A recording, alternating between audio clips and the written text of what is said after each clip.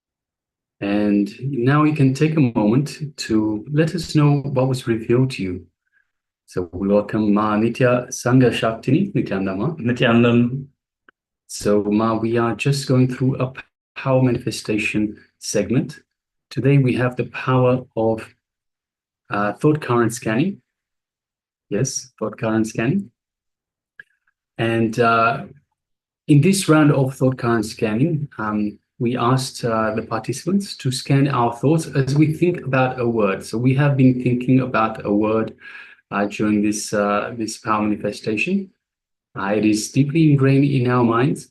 So yes, requesting everyone that has taken part in this power manifestation to let us know what word we were thinking about. And it is just one word.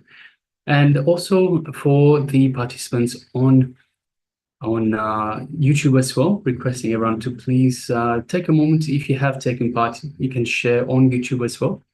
And you can let us know what was revealed to you in this power manifestation. Take a moment and share any details, any sensations that you had during this round of the power manifestation.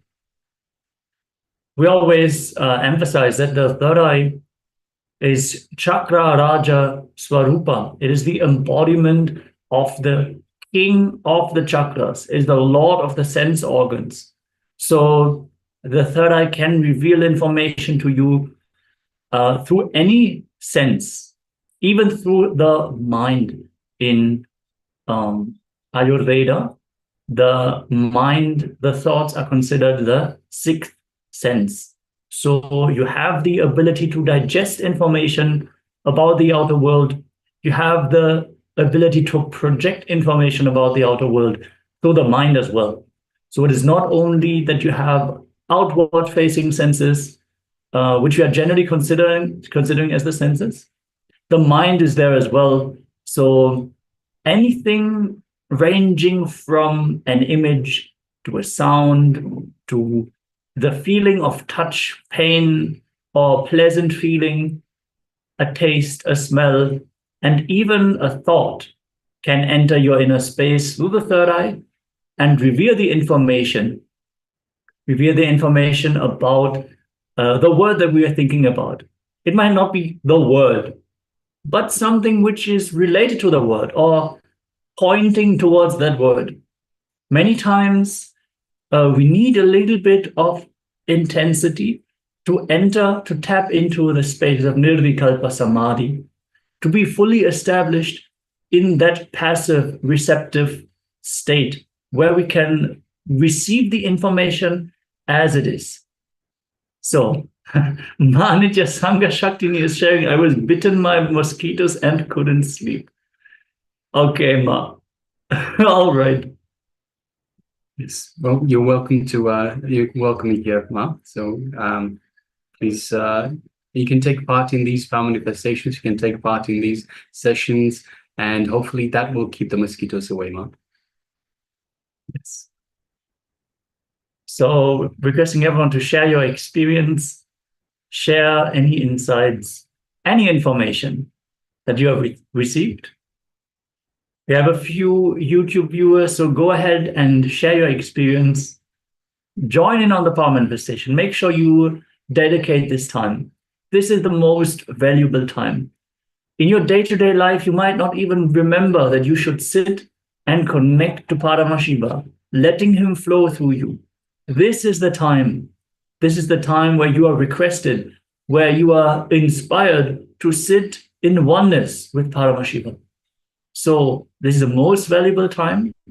Whether you manifest the power completely or not, whether it fully expresses through you or not, decide to sit, decide to allow Paramashiva to flow through you. Decide to connect to Swamiji from the space of oneness, which is the ultimate reality, the ultimate truth. Allow yourself this personal time with Swamiji. Nothing else matters. Nothing else matters. Swamiji is beautifully sharing, having the enlightenment experience, the oneness experience is the purpose of life itself. So not only this birth, not only the birth on this planet Earth. It is the purpose of life itself. So sitting in the space of oneness with Paramashiva is what is directly going to lead you towards manifesting the ultimate for which this whole creation has been brought into existence. So don't discard anything that is revealed to you. Don't get disappointed if you don't get the full information that is there about the image. It is not about that. Understand the importance of this process. It's not about being right. This is not school. You're not being tested here. You're not at your job where you have to perform, show results, and get promoted based on your performance. This is the time you dedicate for the ultimate. So whether you feel you are successful or not, whether you feel nothing is moving, only black is seen, all that is fine. It doesn't matter at all because you are sitting in oneness with Paramashivam. That is all that's mattering. So thank you for sharing, Nithya Sangha Shaktini. Also, this is your experience to be bitten by mosquitoes. Even that is unpleasant.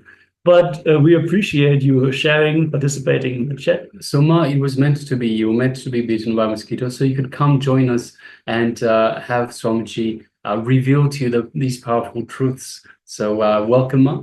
I was about to say the same thing. Nithyanandam and welcome. Also to Ma Yusum. Nithyanandam and welcome. Yes, Nithyanandam, Ma Yusum as well. Welcome. And hopefully you weren't beaten by mosquitoes as well, Ma. Yes. And if you were, please share it in the chat.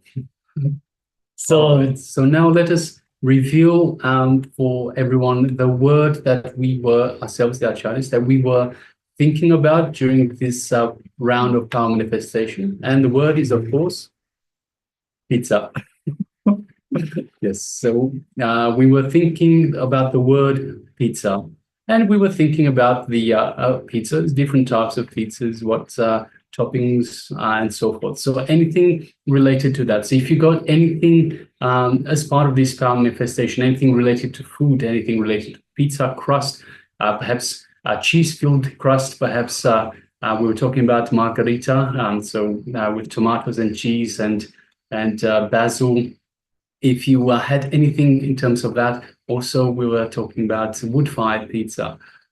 So anything along those lines, so toppings, different topics, different types of pizza, how to make pizza and so forth, then congratulations, you have manifested this power manifestation. So you see, there's a lot of passion about the word pizza.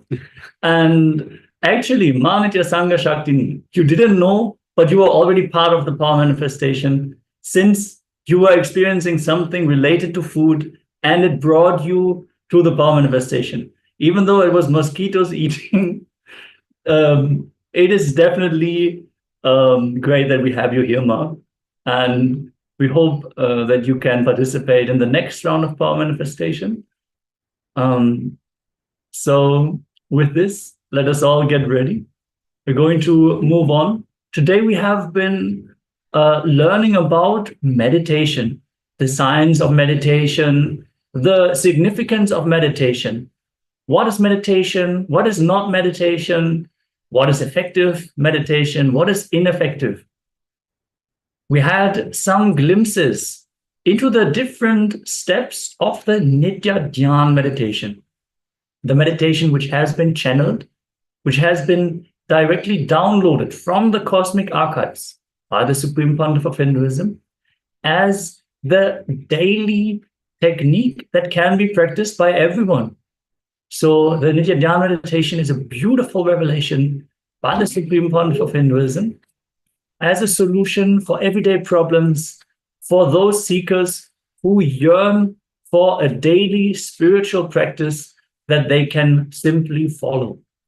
So we are going to learn more about the significance of meditation, what it can do, what science has already shown about the benefits of meditation, as we are going to enter into a very important topic, which is inner chatter. Inner chatter is what gets us agitated, is what gets us into delusion about other people, about our status quo, our life situation. Inner chatter is um, like an annoying second person in the room who can't stop talking about things that you don't even want to hear. But every once in a while, you jump on the bandwagon and you talk along. Inner chatter is continuously happening, and every once in a while you engage with it, and that's when it becomes worse. That's when the worst things in your life start manifesting, because the inner chatter is of no use. It is completely random, not related to your goals, and it only causes frustration. So let us learn how we can get over the inner chatter and how meditation can directly lead us there. So if you have any questions, if you get any clicks during this session, we want to invite you to share them here in the chat. And let us sit in a deep space of restful awareness and listen to Swamiji as he's sharing the truths about inner chatter.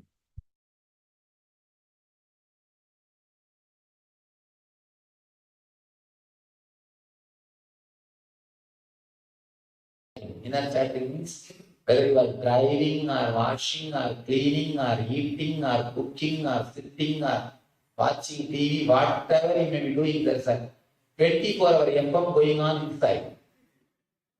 24-hour FM going on inside. Talking, talking, talking, talking, talking, talking, talking. You don't know what is going on. Understand? Understand an important danger. You are nothing but the totality of your thoughts. Am I right? Unfortunately, you don't even know what you are thinking continuously 24 hours. Then how will you know about your life? People come and ask me, Swamiji, can you predict my future? I tell them, I only change futures, not predict. If I have to predict your future, what kind of a life you are living? What ugly kind of life you are living? People come with a small paper to do this matchmaking. This marriage ceremony, matchmaking, they come and they give a paper. Swamiji just see this, whether the male and female, this guy can marry. I tell them, oh God, if such a big decision can be taken with this small paper, your whole future is nothing more than this too small paper. We live in such an unconscious state. That is why you are afraid of future. That is why you are afraid of future. 24 hours you don't know what is going on inside you.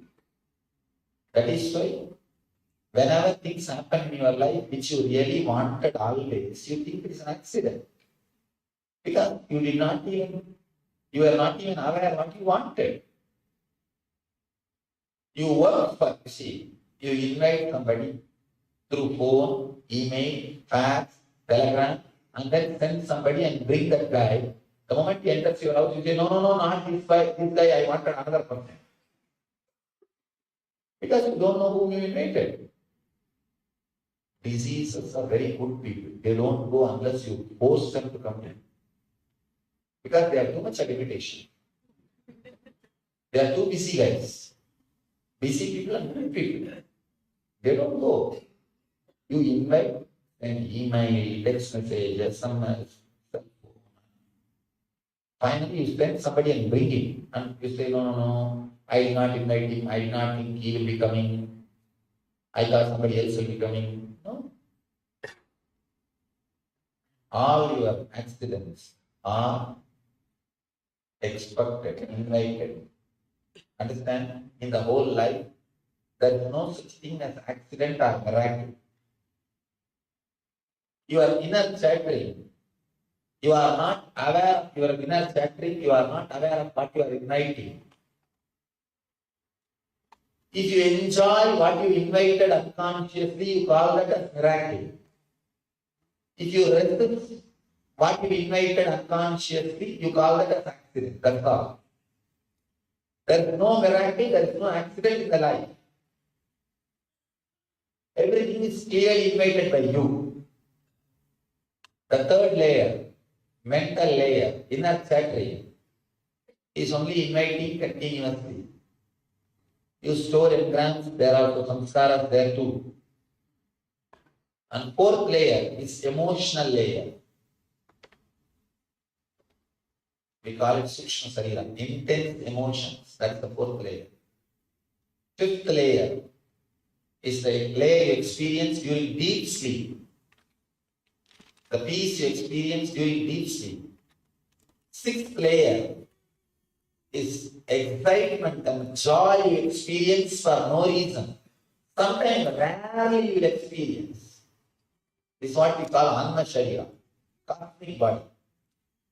Rarely, when you are in love, when you are really sharing for no reason, not for the reason, not for the sake of some pleasure which you will gain from the other person, no. Just for no reason, that time you experience that. Sixth layer, very rare. Seventh layer is enlightenment, which at least none of you experience. But unfortunately, I have to listen and see what they are teaching. Today we will enter into few sutras.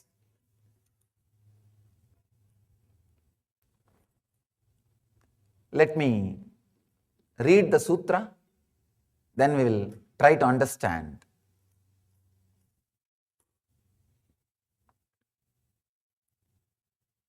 I am giving you only the English translation. Blessed one, as senses are absorbed in the heart, reach the center of the lotus.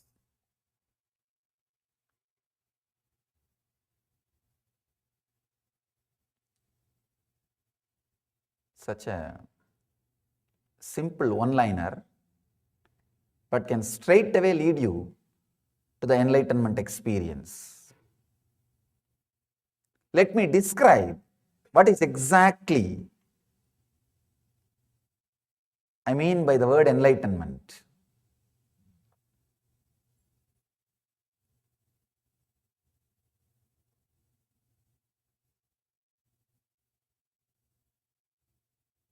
Ramakrishna says beautifully, whenever I try to explain exactly what is enlightenment, I am blocked.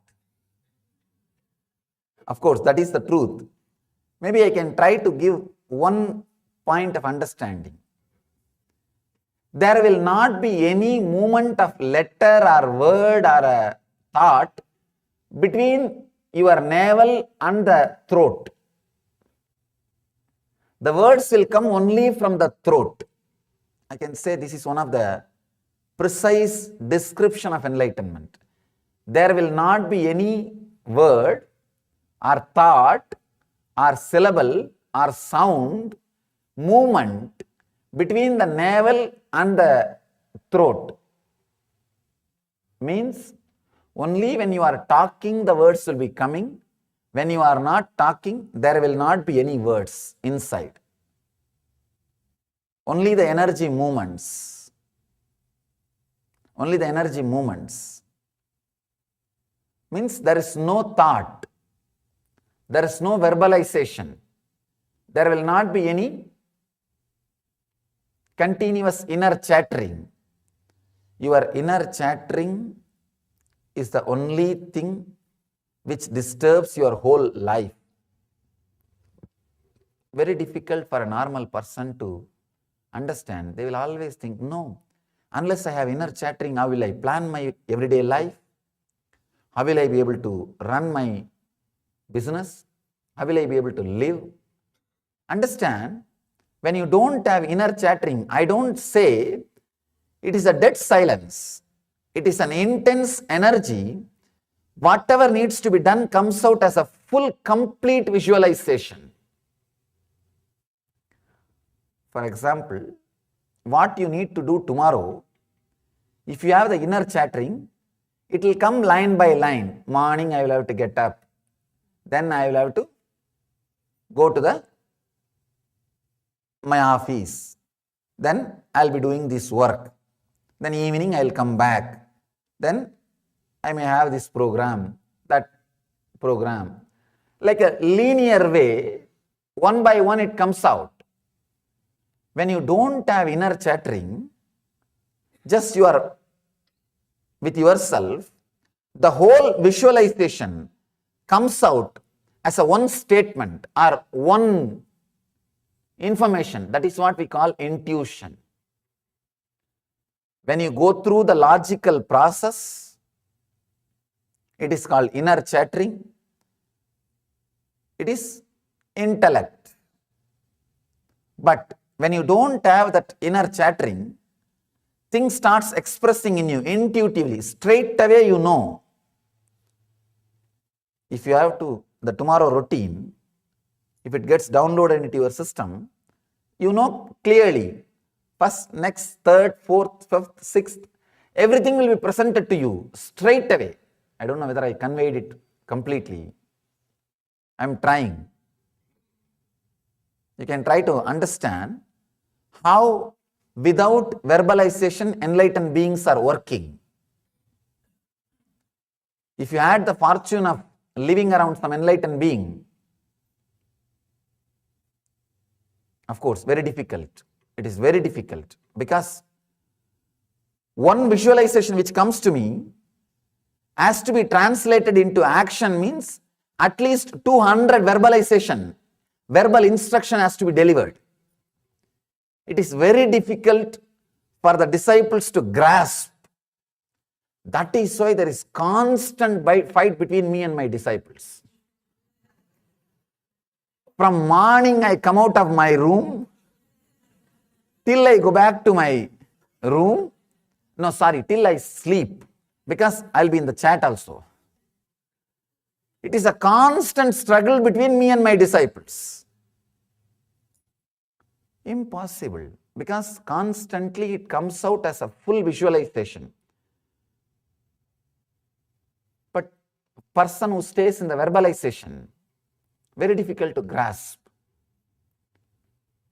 All you need is, even a few moments,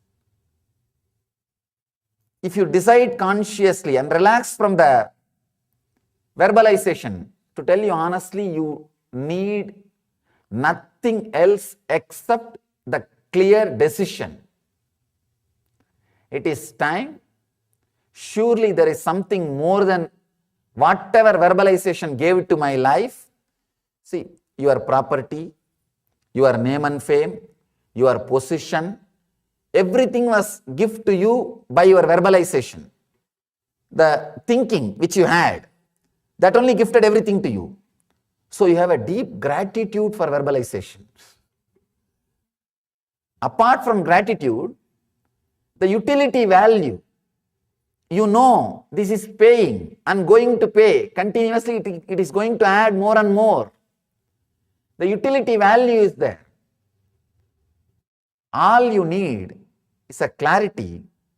Really, there is something beyond verbalization and I want it. This clarity is more than enough. This conscious decision is more than enough. One more thing. I am not asking you to drop the verbalization whole day. The moment I say that, you will be frightened. Then I have to add Kshatriya part. Kshatriya part to the scriptures. No. All I am asking, even if you can drop for a few minutes before starting to the office, I'll sit and few minutes I'll decide no inner chattering.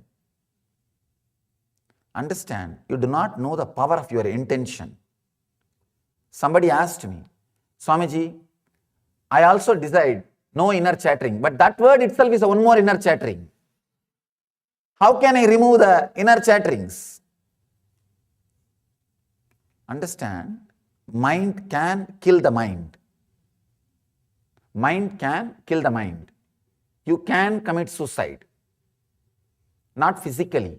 I'm saying mentally. If somebody asks, no, I am having life, any idea, thought which I am having in the life, how can it lead to death? It can. Your mind may be having life now. Don't think it can't lead you to the mindlessness. It can lead you to mindlessness. The conscious decision not to have inner chattering, at least for a few moments, will add so much energy into your being. It's as of now, your mind is like a hall filled with furnitures. Can you say, oh, whole hall is filled with furnitures? How can this hall become empty? No. It can become empty if you start removing one by one. The conscious decision to have the mindless state is like removing the furniture one by one. Just a few moments per day, if you can decide consciously and sit, maybe for 1 month, decide it as a routine. After that, you don't need to do it as a routine.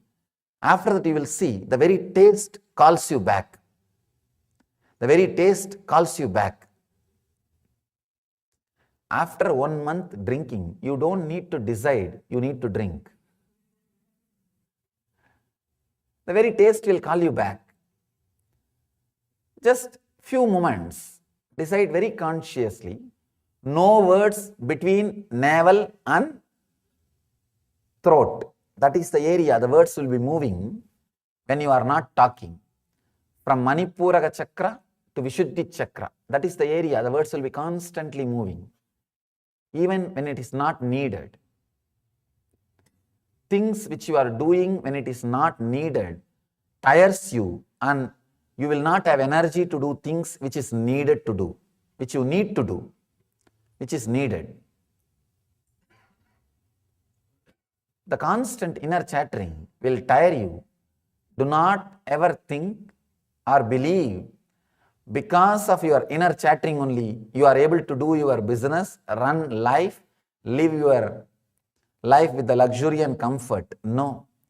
In spite of your inner chattering, you are living comfortably. Not because of your inner chattering.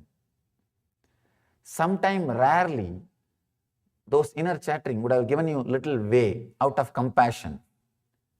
You would have had 1 or 2 strong visualizations, intuition. Only those decisions which you made out of intuitions will be responsible now for your wealth, for your comfort, for your luxury, for your happiness in the life.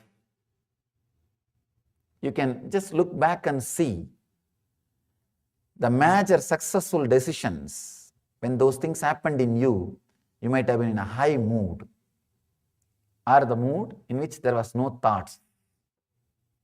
Only those decisions bring joy, peace and bliss.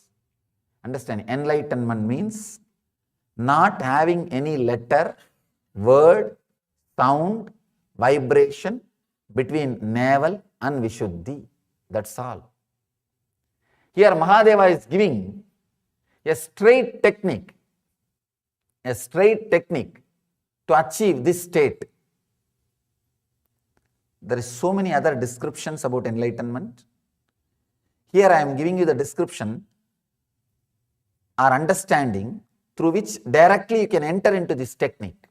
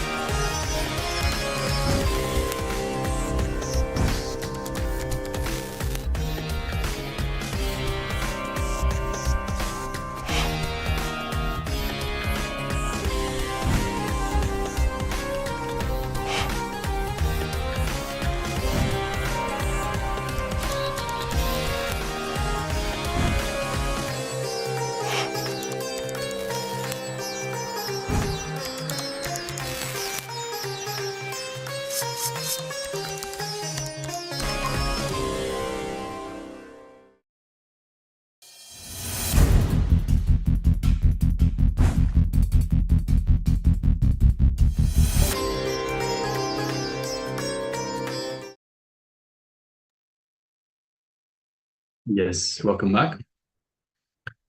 So after those revelations by the Supreme Pontiff of Hinduism on the inner space and inner chatter, let us now move on to the next segment. So of course, if you have any comments, anything that you would like to ask us in terms of the inner space, in terms of inner chatter, please go ahead and share. So that whether you're on Zoom or on Twitter, or whether you are on YouTube, requesting people, if you have anything that you want to ask in terms or have clarified in terms of the inner space, inner chatter, or of course any other topic that we have covered in this program altogether, please feel free to drop us a line. We will respond to every single comment, every single message. Yes, and even if you want to share your powerful cognitions, your clicks, your insights you received in this session, feel free to drop them here as well. We would love to read them. Yes, so now let us move on to the process itself for the inner space. So I follow on from the revelations from the Supreme Pontiff of Hinduism, inner space. Yes, we learned about the powerful space that we all carry, which is the most untapped natural resource. It is completely unused. As a matter of fact, we don't even know how to access our inner space properly. Most of us, we don't even realize that there is this natural resource inside of us, which is the inner space. Yes, Swamiji beautifully tells us about miracles and accidents. So when something good happens to you, you see a miracle. When something good happens to someone you don't like, it's an accident. But yes, so accidents and miracles both are beyond our logic. If the effect is favorable, we call it miracle. If the effect is not desired by you, if it's not benefiting you, then we call it as an accident. In your inner space, if you know how to use it, how to use the inner space, you will be constantly making miracles. It's as simple as that. In your inner space, if you know how to use the inner space, you will be constantly making miracles in your life. You will be creating your life. Purifying your inner space is the plan for creating miracles. If you don't know how to use, you will be constantly creating these accidents. Because you will be attracting the same frequency, the same incidents in your life. So the same frequency actions in your life will be attracting the same frequency. So if you are concentrating, if you're misusing your inner space, you will be attracting the accidents. If you're using it properly, you're purifying your inner space, then you will be constantly creating miracles in your life.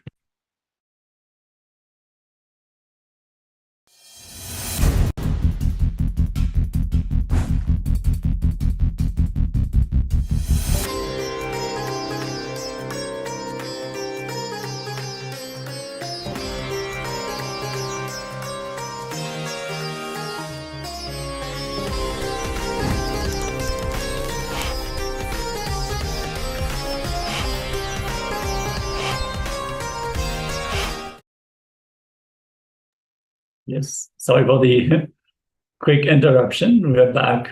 So let us continue to learn about the inner space. So Swamiji compares the inner space to our room, our house.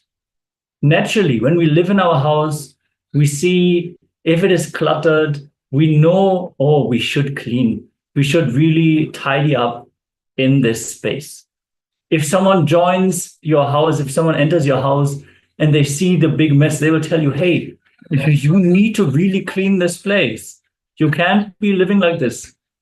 But our inner space, the same applies to our inner space, but no one enters our inner space. So no one tells us to clean it up. We know no one enters it. So we don't even bother of looking in and cleaning it. And as Maharaj has just shared, any frequency that you cherish in your inner space, you will manifest it in the outer space.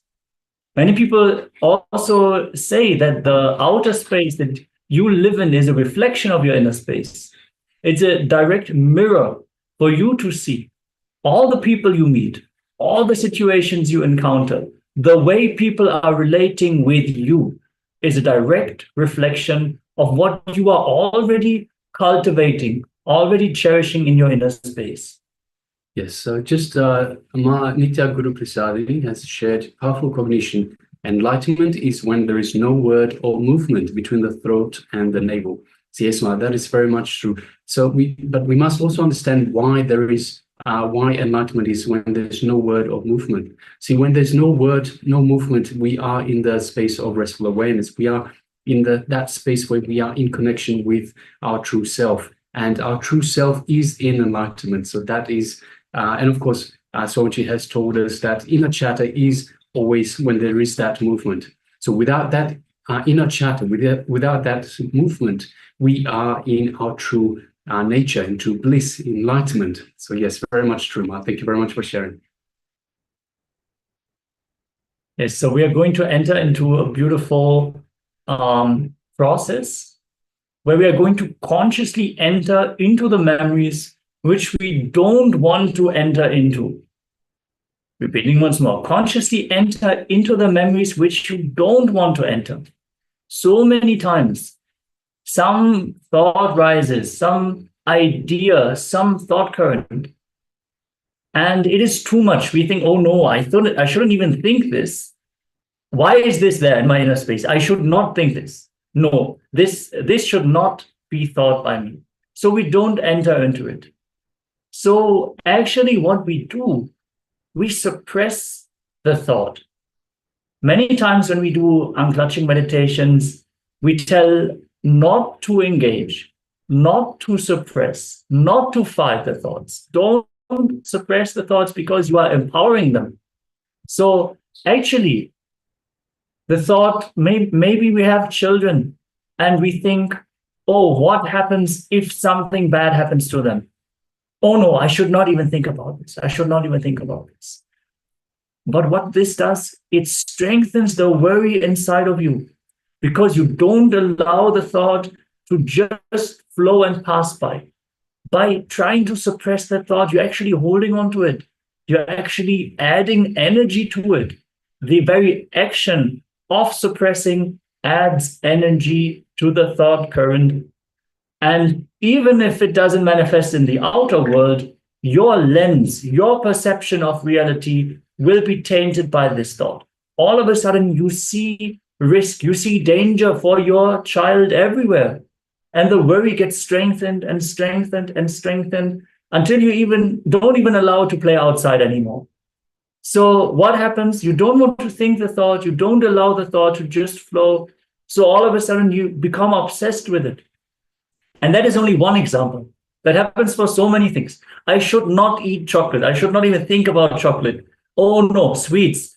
If I eat sweets, I will gain weight. I will get obese. And all of a sudden, every single calorie you eat sticks with you and you actually gain weight, even though you're not eating so much. So our inner space has this power. We give the power to this idea that we will gain weight. All of a sudden, we will gain weight.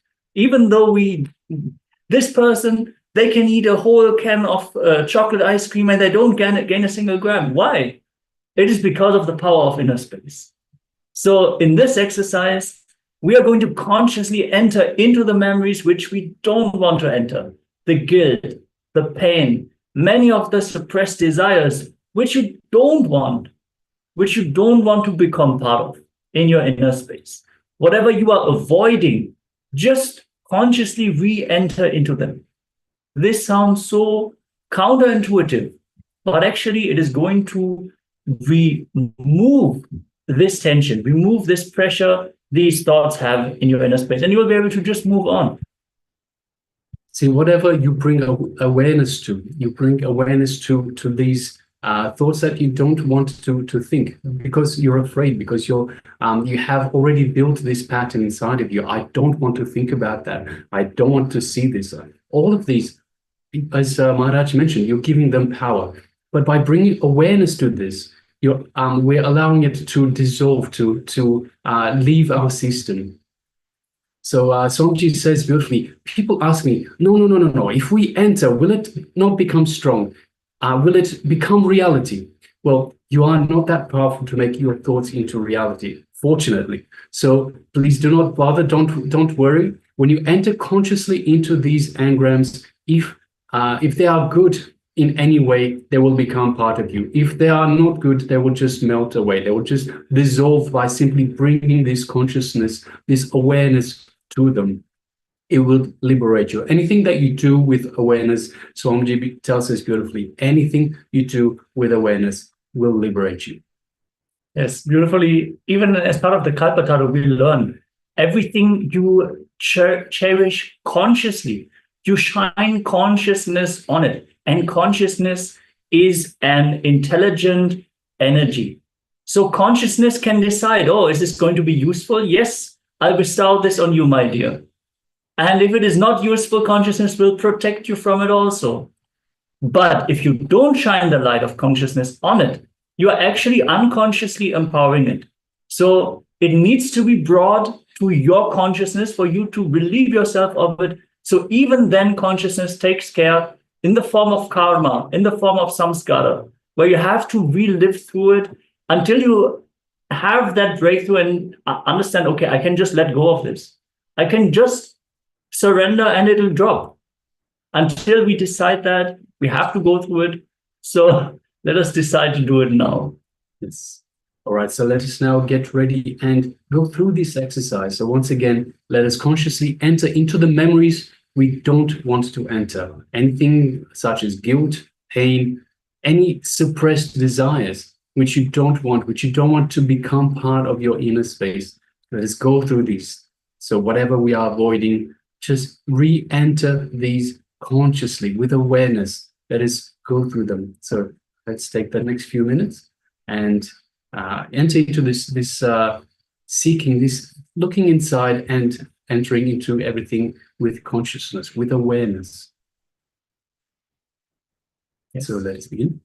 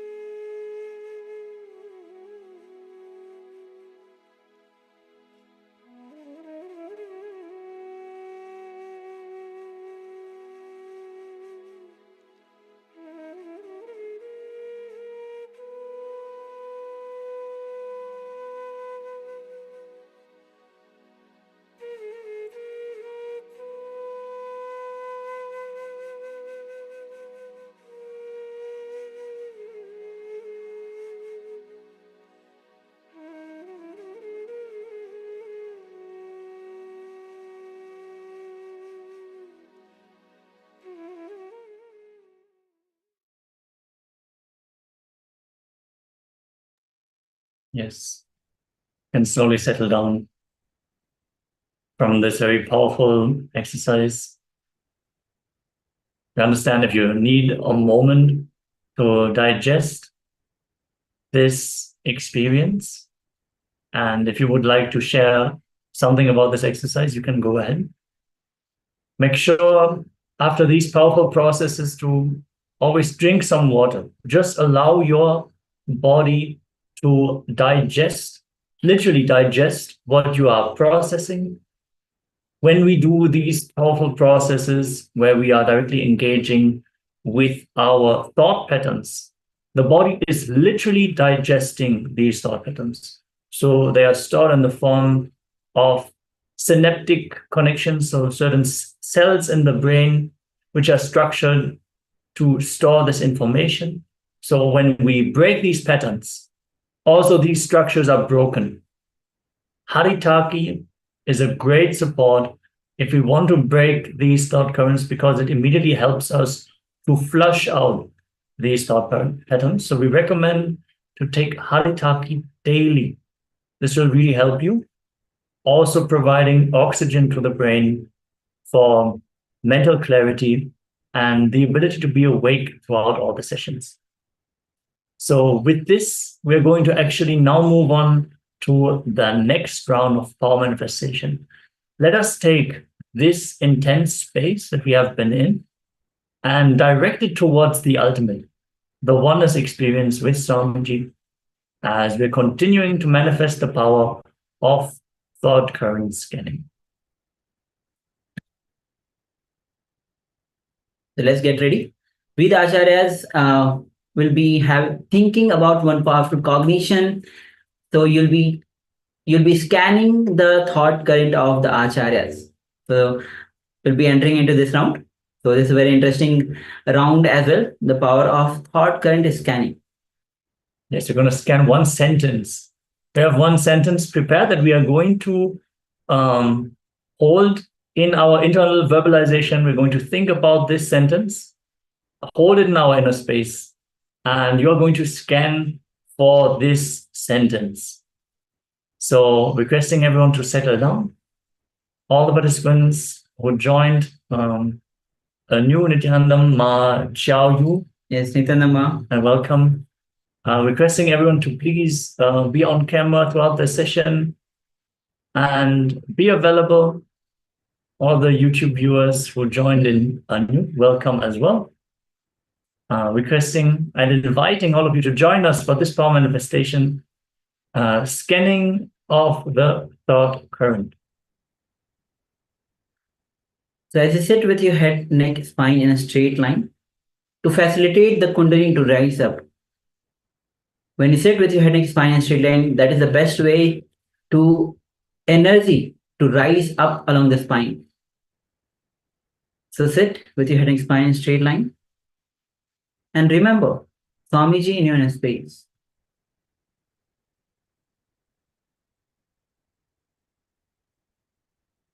that with that restful awareness, forget all your worries, all the tensions,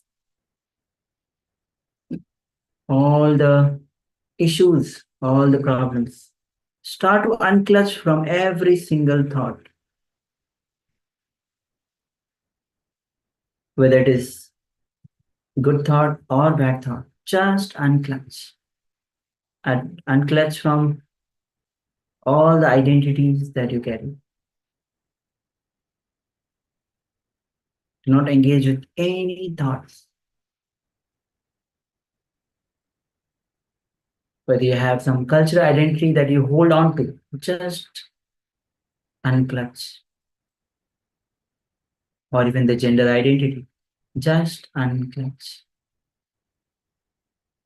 Unclutch from all the worries.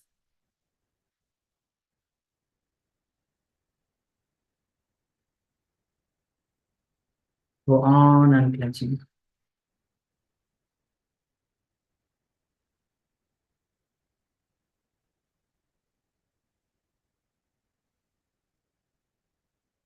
Now, as slowly bring your awareness to your third eye, from that pure unclutched space, let's start chanting the Mahavakya to connect with Swamiji. Om Nithyananda Paramashivoham. Om Nithyananda Paramashivoham. Om Nithyananda Paramashivoham. With this pure unclutched space, that nirvikal samadhi, that restful awareness, let's manifest this power of thought current scanning. Scan the thought current of the acharyas we are thinking about. Let's begin this manifestation.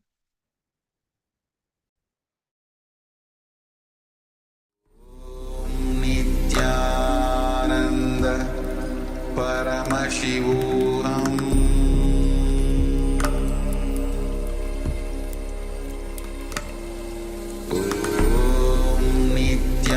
Nithyananda Paramashivoham.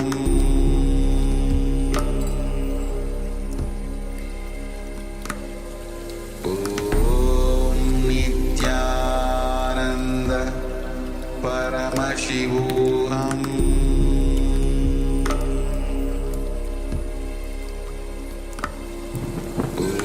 Om Nithyananda Paramashivoham. Om Nithyananda Paramashivoham. Om Nithyananda Paramashivoham.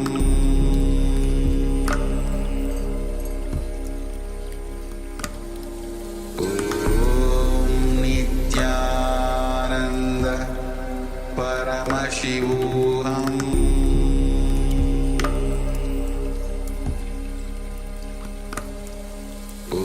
Om Nithyananda Paramashivoham.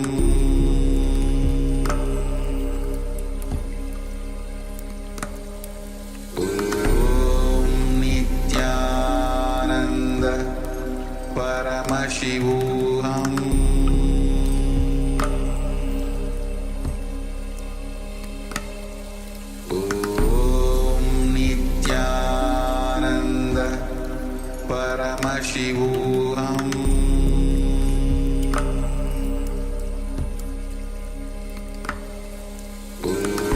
Om Nithyananda Paramashivoham.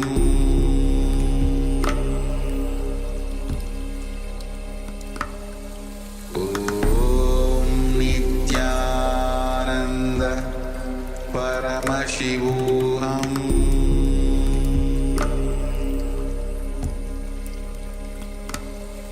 Om Nithyananda Paramashivoham.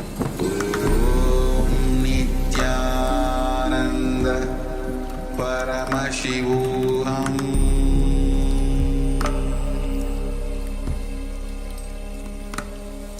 Om Nithyananda Paramashivoham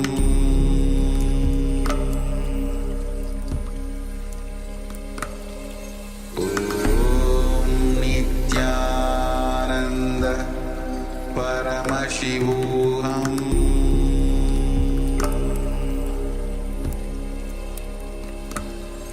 Om Nithyananda Paramashivoham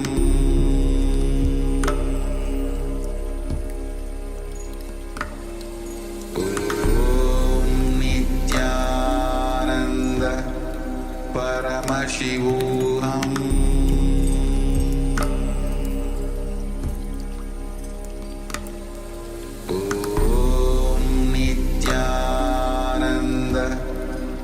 Paramashivoham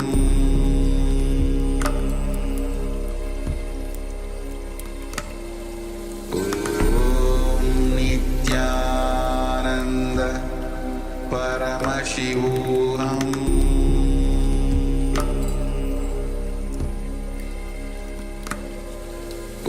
Om Nithyananda Paramashivoham Paramashivoham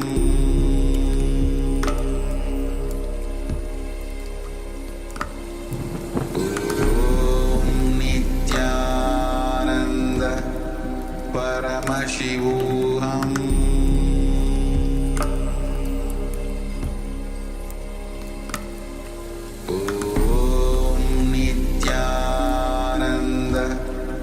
Paramashivoham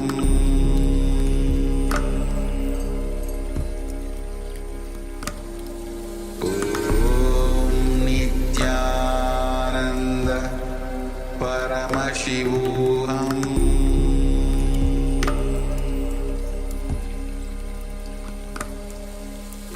Om Nithyananda Paramashivoham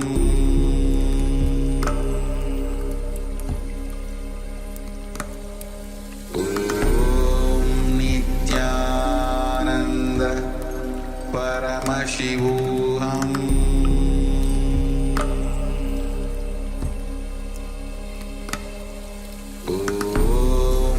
Nithyananda Paramashivoham Paramashivoham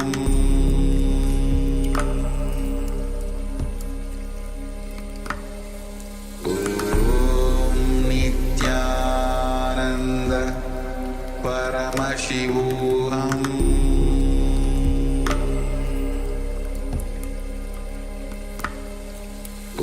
Om Nithyananda Paramashivoham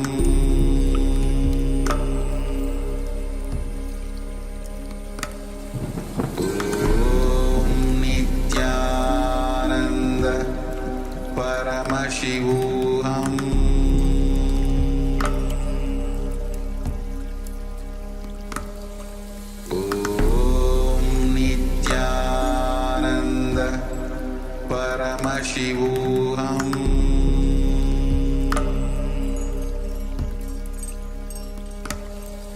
Om Nithyananda Paramashivoham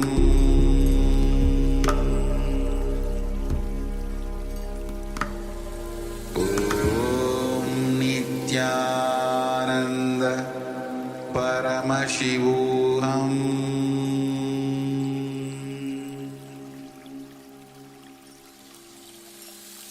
I bless you all. Let you all open all your three eyes.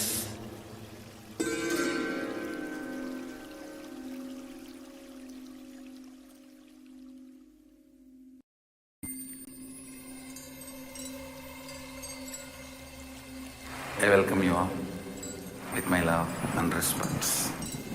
Let you all open all your three eyes. Om Nithyananda Paramashivoham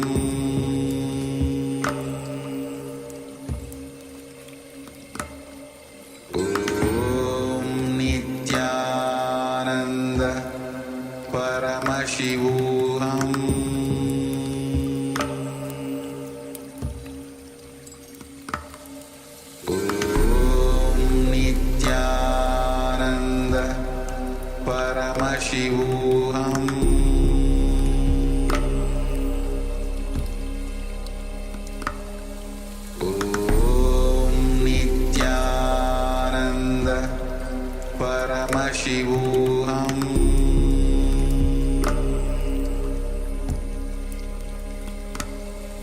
Om Nithyananda Paramashivoham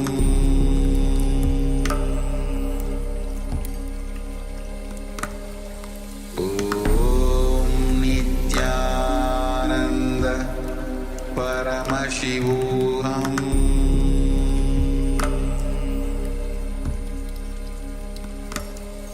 Om Nithyananda Paramashivoham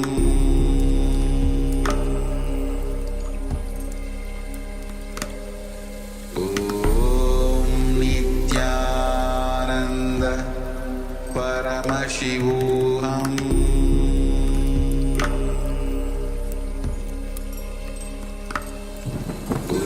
Om Nithyananda Paramashivoham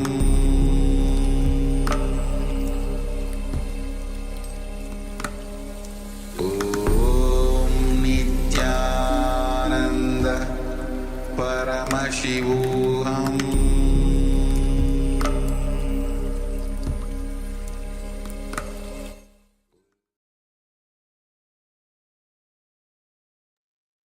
Now slowly, very slowly, you can open your eyes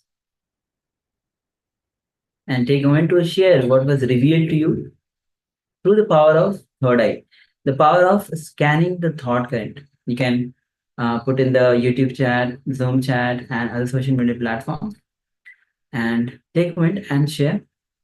And do not hesitate to share whether you feel that was wrong or it was right.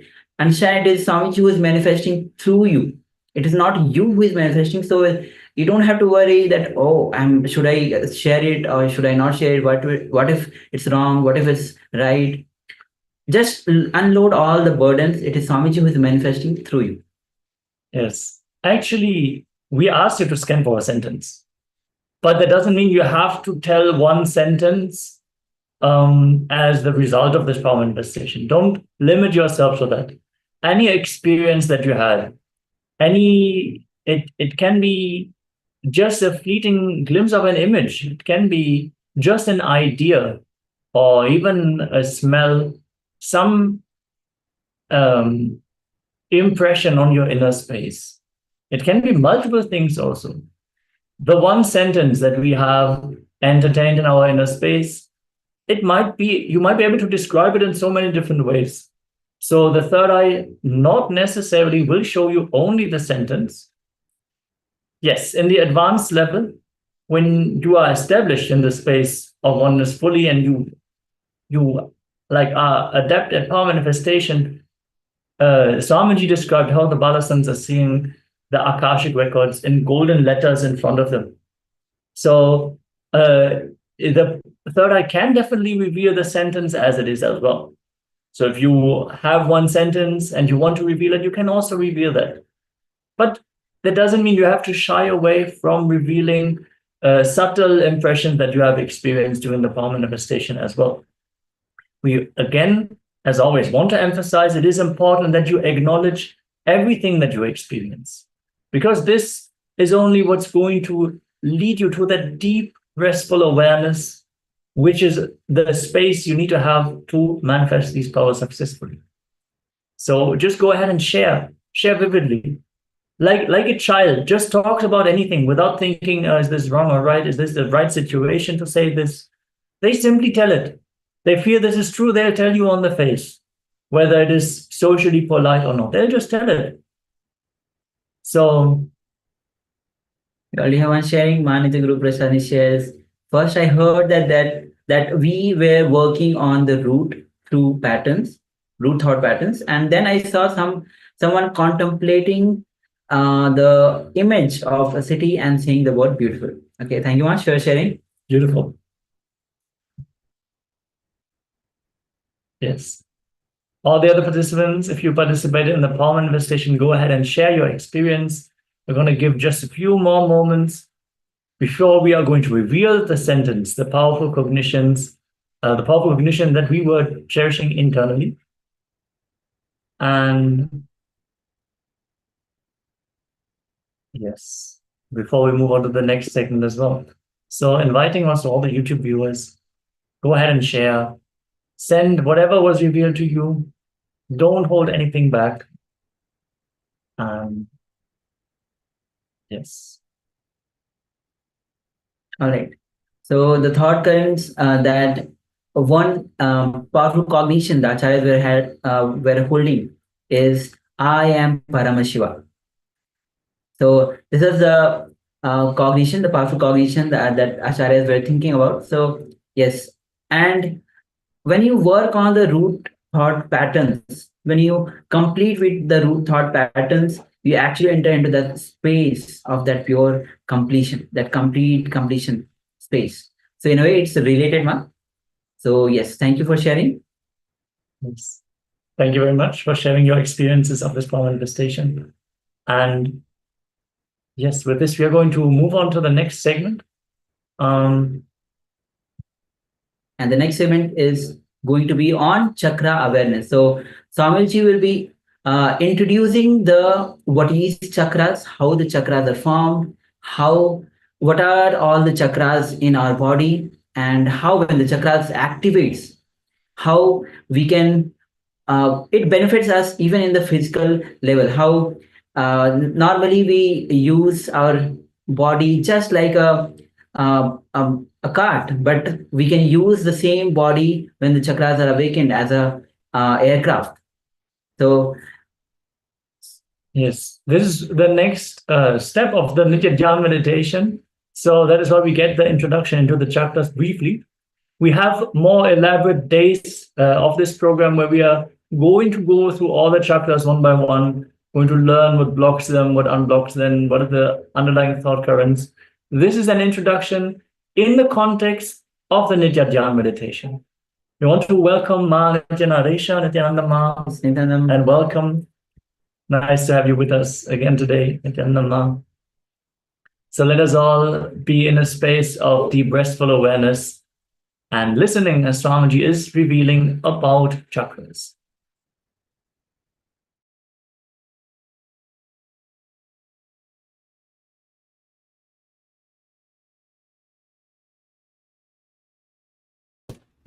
We have a lot of mechanisms inside our body. We have many systems inside our body. If it is not put to use, not only it is not useful, it is occupying unnecessary space in our system, in our being. If you know just how to switch it on, only nothing else, only one on, just one switch on, it's enough. The whole thing is useful. Just like that, our whole system, you know just how to switch on the mechanisms which is in our being, the whole thing will be useful. The whole thing will turn into the utility system which you can use it for your day-to-day life. When I say there are so many mechanisms which are lying down in your system, in your body, without being put into use, I mean chakras. Small introduction to the chakras will be able to explain what is chakra.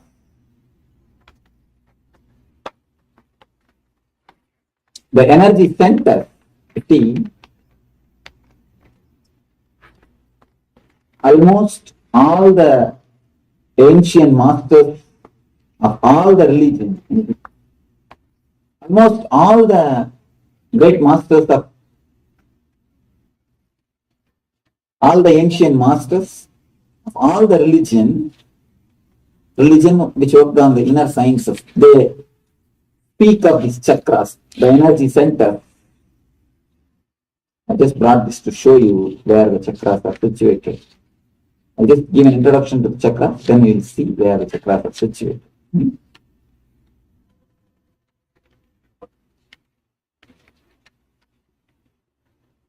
All the great masters of all the religion, they speak about the chakras.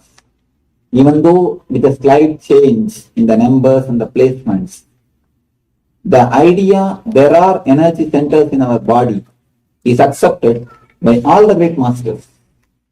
There are, you see, there is each and every one gland has got a chakra nearby. Those energy centers take care of the activity of that area. What they say as a gland physically, metaphysically, chakras. Of course, chakras are not limited to the glands.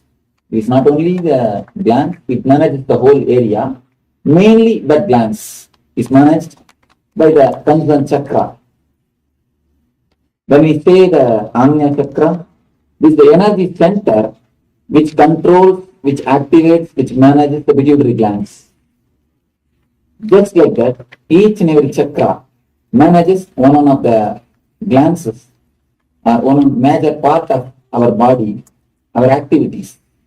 Not only physical, mental, psychological, emotional, and spiritual. All the layers, all the activities of your body and mind are managed by these chakras. The beautiful book on these chakras are done by a great yogi called Patanjali. Patanjali is the great master.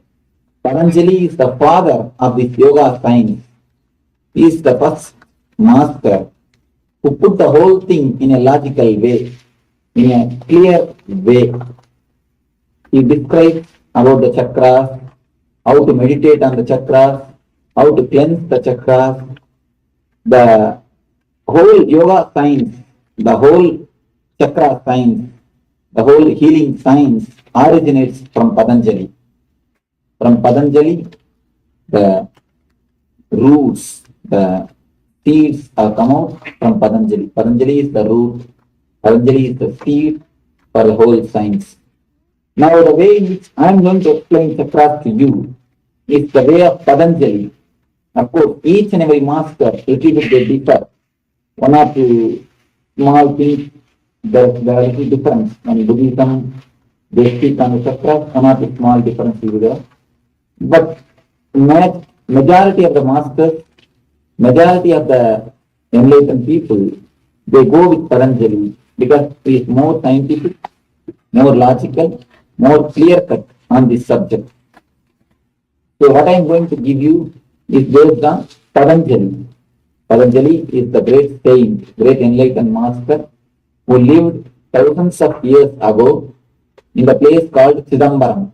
Chidambaram is the place in India where he lived and had his enlightenment. He has recorded his enlightenment in a beautiful way called Yoga Aphorisms, Yoga Sutras. That's the book which explains basically about the whole science of yoga, meditation, whatever life, how the life should be led, how you need to live the life if you want to have the longevity, health, and bliss. He is the father of all the postures, asanas, which we call asanas. Asana means, I think in West it is very famous now, bending the bodies and stretching out the bodies and breathing exercises. They are very famous in the West. All the yoga system, all the asanas are originally explained, created by the Patanjali. He is the master who made all the description or the clear explanation. In a way, he has done the unabridged dictionary for the yoga philosophy. Unabridged dictionary, a complete collection of asanas, yoga system, mudras, meditations, chakra, about everything. And if you meditate on which chakra, in which way, what power you will get. Even to that extent, he has done a deep research and made an unabridged dictionary over this science. Let me explain about the chakras as Patanjali explains according to the system of Patanjali, because what Patanjali says goes with my experience also. My experience also goes with what Patanjali says. So let me explain it. A small story. From that story, I will be able to tell you chakra, about the chakras. After the Second World War, a group of defense people, they were vacating their army camp. When they were vacating their army camp, they left a small open aircraft in one tribal village and went away. When they leave their army camps, they don't carry everything back. Some things they carry, some things if they can't, they leave it and go. Just like that, in one army village, in one tribal village, a small tribal village in Germany, they left one aircraft, open aircraft. Only 1 or 2 persons can sit in that, a small helicopter. They left that open aircraft and went away. After 1 or 2 days, the tribal people, they have neither heard about aircraft or they have not seen. They don't even have any idea about the helicopter. They have not even heard about tractor, or to speak of aircraft. So the whole village gathered and saw, what is this? What is something new has come to our village? They were not able to understand what it is. And they were just going around and around that vehicle. They don't even understand it is something called vehicle. It is something like a vehicle. So they were not able to assess what it is. Suddenly one man told, it may be God who has come to visit our village. And all the other people told, no. If God means he should speak, he should give boons. It is not doing anything, it is stagnant as it is. They refused. The argument was refuted. Somebody else told, it may be some devil or the ghost has come to our village. Again it was refused. No, it is not doing any harm. It is lying down there as it is. Nobody was able to recognize, nobody was able to understand what it is. Finally one boy came and told, you see, bullock cart also they have a wheel. They know only one thing, bullock cart. They use bullock cart. Bullock cart is also having a wheel. And this vehicle is also having a wheel. So it must be a bullock cart. Maybe little developed bullock cart. It must be bullock cart. When it is told with a logical way, the whole village agreed, yes, it must be a bullock cart. So they all thought that they have discovered what it is and they started celebrating, enjoying, running around the vehicle, pulling this way and that way, pushing this way and that way. The whole village was celebrating and enjoying the new bullock cart. After 1 month, it went on. They were playing with the vehicle. They put a big bullock in front of the helicopter and they started using that as a bullock cart. Throughout the village, they count whatever they want to transport, they started using this vehicle. It is going on. After some 3-4 months, one boy who was gone to a nearby village, nearby city to study, to do his school, he came back. He was a tribal boy. He went to a nearby city to do his studies. He came back and he saw the whole thing. He thought it cannot be bullock cart. It is done with so many mechanisms. He also don't know about a helicopter. He also don't know about aircraft. He has seen only the tractor. So he thought it must be one way of tractor. It must be one kind of tractor. So he got into that vehicle and did something this way, that way. Somehow he started it. He started using that as a tractor. So morning till evening he started using that as a tractor. When the people saw it can go even without bullock, they were wondering, they were surprised. How can it go without even bullock? It goes simply and comes back. There is no need for any bullock. So they decided it is a bullock cart without bullock. It can simply go and come by itself. So they were enjoying the vehicle as a bullock cart for 6 more months. After 6 months, one retired pilot, for some reason, for some research, somehow he came to that village. He saw the whole thing, what is happened. He started laughing. Then he explained to the villagers, see, it is neither a bullock cart, nor a tractor. It's an aircraft. It can be used to fly. First, the villagers were not ready to agree it. What are you talking? How can it fly? It is such big mechanism, so heavy. Our body is much lighter than the mechanism. Even our body cannot fly. We cannot fly. It is more heavier than our body. How can it fly? They asked all logical questions. But the pilot told, you see, I cannot answer your logical questions. There are a lot of things which logic cannot explain. But the one thing I can do, I can fly and show. He got into the aircraft. He just took the one round he went. He came back. He landed. And then he showed. You see, this much only I can do. Now you understand that it can fly. It's an aircraft. Then the whole village surrendered and asked the pilot, yes, now we understand. It's an aircraft. You see, a very small story, if you understand deeply, you will be able to understand your whole life. The vehicle, the aircraft is what is the thing, our body. God has given this body to us. The tribal villages have used the same aircraft as a bullock cart. The next step, man used the same body, same vehicle as a tractor. Third level pilot used the same thing as a aircraft. Same vehicle or the same instrument. One man is using it as a bullock cart, another person is using it as a tractor, the third person is using it as a aircraft. The same way, God has given a same system for all of us. The body is the system. This is the system given to us by God, given to us by the divine.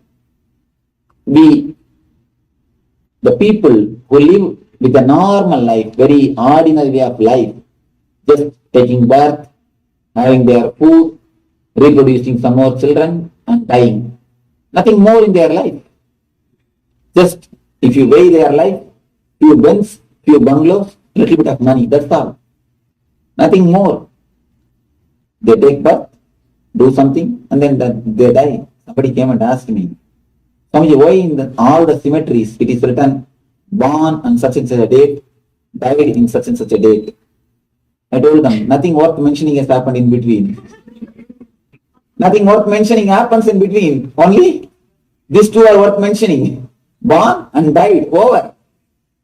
You see, 90% of our lives, 90% of the people live only in this state. Born and died. Nothing worth mentioning happens in our life. So it's just a dull, dead, dragging life. When you live the life of only eating and reproducing and dying, if you have not done anything else except this, you have lived your life as a bullock cart. As the tribals have used, we have lived our life only as a bullock cart. We take birth in Muladhara. Muladhara means the lowest chakra. That is the sex center. We die in Swadhisthana, the next center. Next center is death, first center is birth. Birth and death, over. Nothing more, nothing else. Born and died. Nothing worth mentioning has happened. Even though if you have place, nothing worth mentioning has happened. That is the one kind of life in which 90% of us will live. 90% of us live only a dull, dead, dragging life. So there are next level people, like a young boy who used that as a tractor. There are next level of people who enter into the field of art, culture, dance, poetry. When you enter into the layer of the art, when you enter into the level of heart, when you add some juicy things in your life, by dancing, by singing, by painting, by this type of artistic things, you use your system as a tractor. You expose yourself to the second layer. You come to the second level of understanding. You understand money is not the only thing to be achieved in the life. Money is necessity. It is a basic thing, okay, but it is only basic thing. Basic things are only basic things. It is not ultimate. There is a next step to be more joyful, to be more, to make the life more juicy. The artistic things. When you add art in your life, you use your system as a practice. The third level, when you add spirituality, when you add meditation, when you add the joy, the spiritual bliss in your life, you use your system as a aircraft. The same system, the same body, the same vehicle. Tribals are using as a bullock cart. The young man is using as a tractor. Pilot is using it as a aircraft. The same way, God has given the same system for all of us. If you just live in a normal life, an ordinary life, taking birth, eating, drinking, giving birth to children, little bit of money, and one easy chair, then finished. Nothing else. If you live that normal life, we are also using our life as a bullock cart.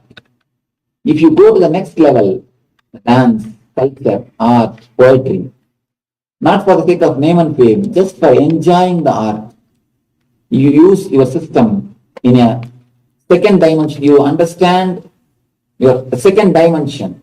You go to that next level of being. That is artist, where the artist reach. Rabindranath Tagore, the great poet like Rabindranath Tagore, the great Tapatis, great people, great painters, all these people, that's the second layer. They use their system as a tractor. People who have become enlightened, who have become God, who have become one with the God, who have had a spiritual joy in their life, spiritual bliss in their life. Buddha, Jesus, Muhammad, Ramakrishna, Raman Maharshi, these great masters, Ramanuja, all these great spiritual people, they are using the same system as a aircraft. They are the pilots. They are the people who show life to us, how beautifully life can be lived, what best you can have from the system, how maximum can be extracted out of this system, how optimum the system can be put to use is explained by the great masters like Jesus, Buddha, Saint Francis of Assisi, Saint Thomas. All these great masters have lived their life as an aircraft. What is the difference between the tribal villages and the pilot? Tell me. What is the difference? Only one difference. Villages don't know how to operate the mechanisms and gears. The pilot knows how to operate the mechanisms. That's all. Villages, they don't know how to operate the mechanisms. So they are using that as a bullock cart. Pilot, he knows how to operate the mechanism. He is using the same thing as the aircraft. Piston. Where the spinal cord ends, it can be. Where the spinal cord ends, the end of the spinal cord, the Mooladhara Chakra, the first center, just 2 inches above, we are going to do the meditation. So for that you need to understand where the chakras are situated. Just 2 inches above Swadhisthana. Then navel, where the navel center is there, on that the third chakra, Manipura it is called. Then just near the chest, the center of the chest, we have, yes, thank you. No, this is enough. We have the Anahata, the fourth center. It is called heart center, Anahata, the fourth center.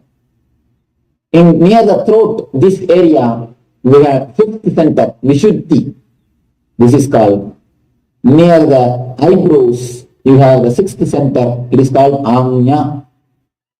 On the top of the crown, on the top of the head, there is a chakra which is called Sahasrara. These are the 7 major centers, 7 major mechanisms which exist in your being, in your body. If you know how to breathe life into them in an ordinary way, normal way, they are completely closed. They don't work completely. Only very minimum portion of their the chakras active are there. The energy which is supplied to the chakras are not very little portion of your energy is supplied to the chakras. If you know how to breathe life into them, if you know how to activate them, if you know how to concentrate on them, if you know how to energize them, you will see the same body with the same mind, with the same spirit. You will be able to live more joyful, more ecstatic, more collective life. The below chakra, lowest chakra, Mooladhara, this chakra is managing all the sexual activities of your mind. The imagination, too much of imagination locks this chakra. And if you know how to live the life with little bit of less imagination, as I told you yesterday, if the dreams can be little reduced, this chakra opens. The next level, Swadhisthana, the chakra which is below your navel, above the Mooladhara, below the navel. If this chakra is getting locked by the unnecessary fear. You see, a small example can tell you about this chakra. If you just climb a 10-story building, and if you stand near a parapet wall and just peep in, peep out, you know that the building is safe, and the man who built the building, he only built the parapet wall. Even then, if you just put your head outside the window, you will have a slight feeling, just from the deep stomach, a feeling of fear that you may fall. The feeling which comes from the deep stomach, it comes from only Swadhisthana. And you are driving in a highway, the full speed, if some vehicle, without any traffic, without any rules, if it comes just near your vehicle, as if about to hit your vehicle, you will feel something is suddenly come up from your deep stomach. You have felt a sudden fear. If you are in danger, you will feel that something suddenly happening in your deep stomach. That happens only from Swadhisthana. The fear, the unnecessary fear, and the deep feeling of insecurity locks the Swadhisthana chakra. If you understand the inevitability of life and inevitability of death, death is the only thing which can never die.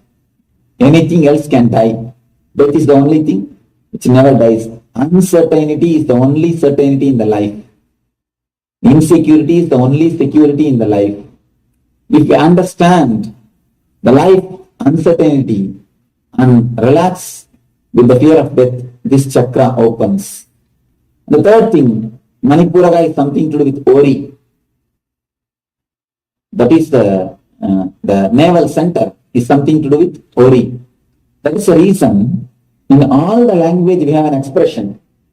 If you receive any news which you cannot handle, if a shocking news comes to you, immediately we say, I cannot digest it. I cannot stomach it. Not only in English, all the language this expression exists.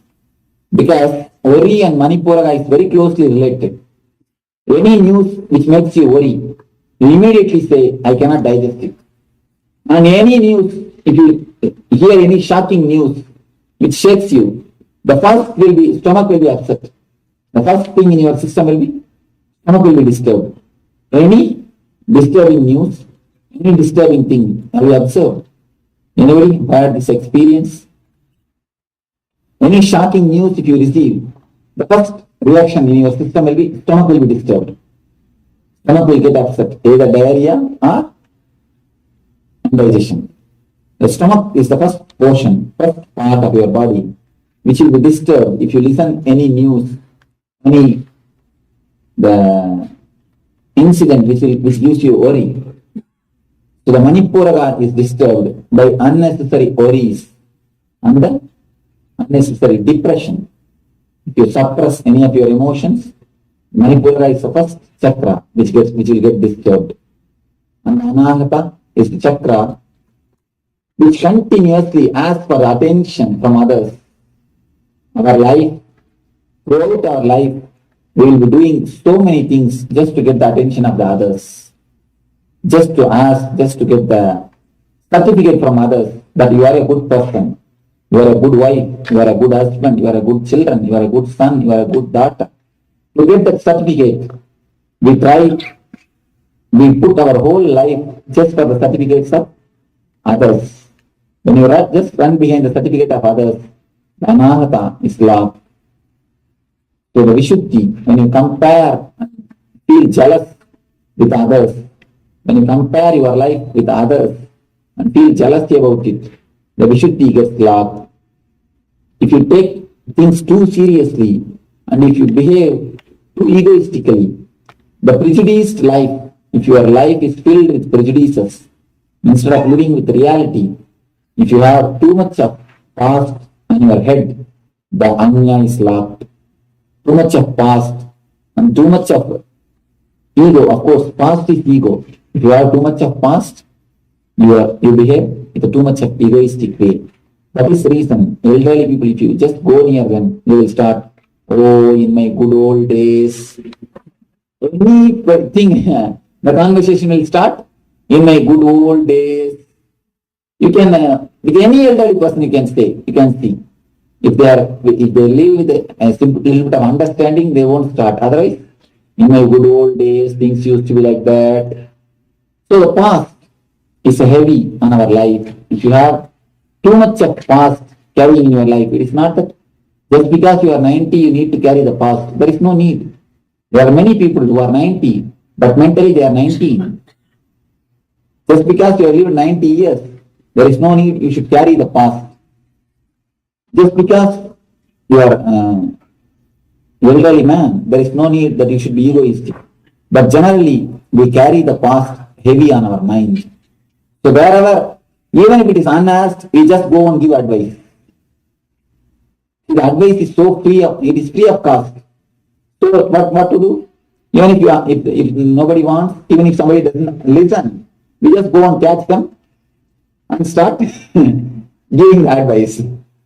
So just catching the people and giving the advice, just having the past on your head locks the Anya Chakra and continuously living a discontented life.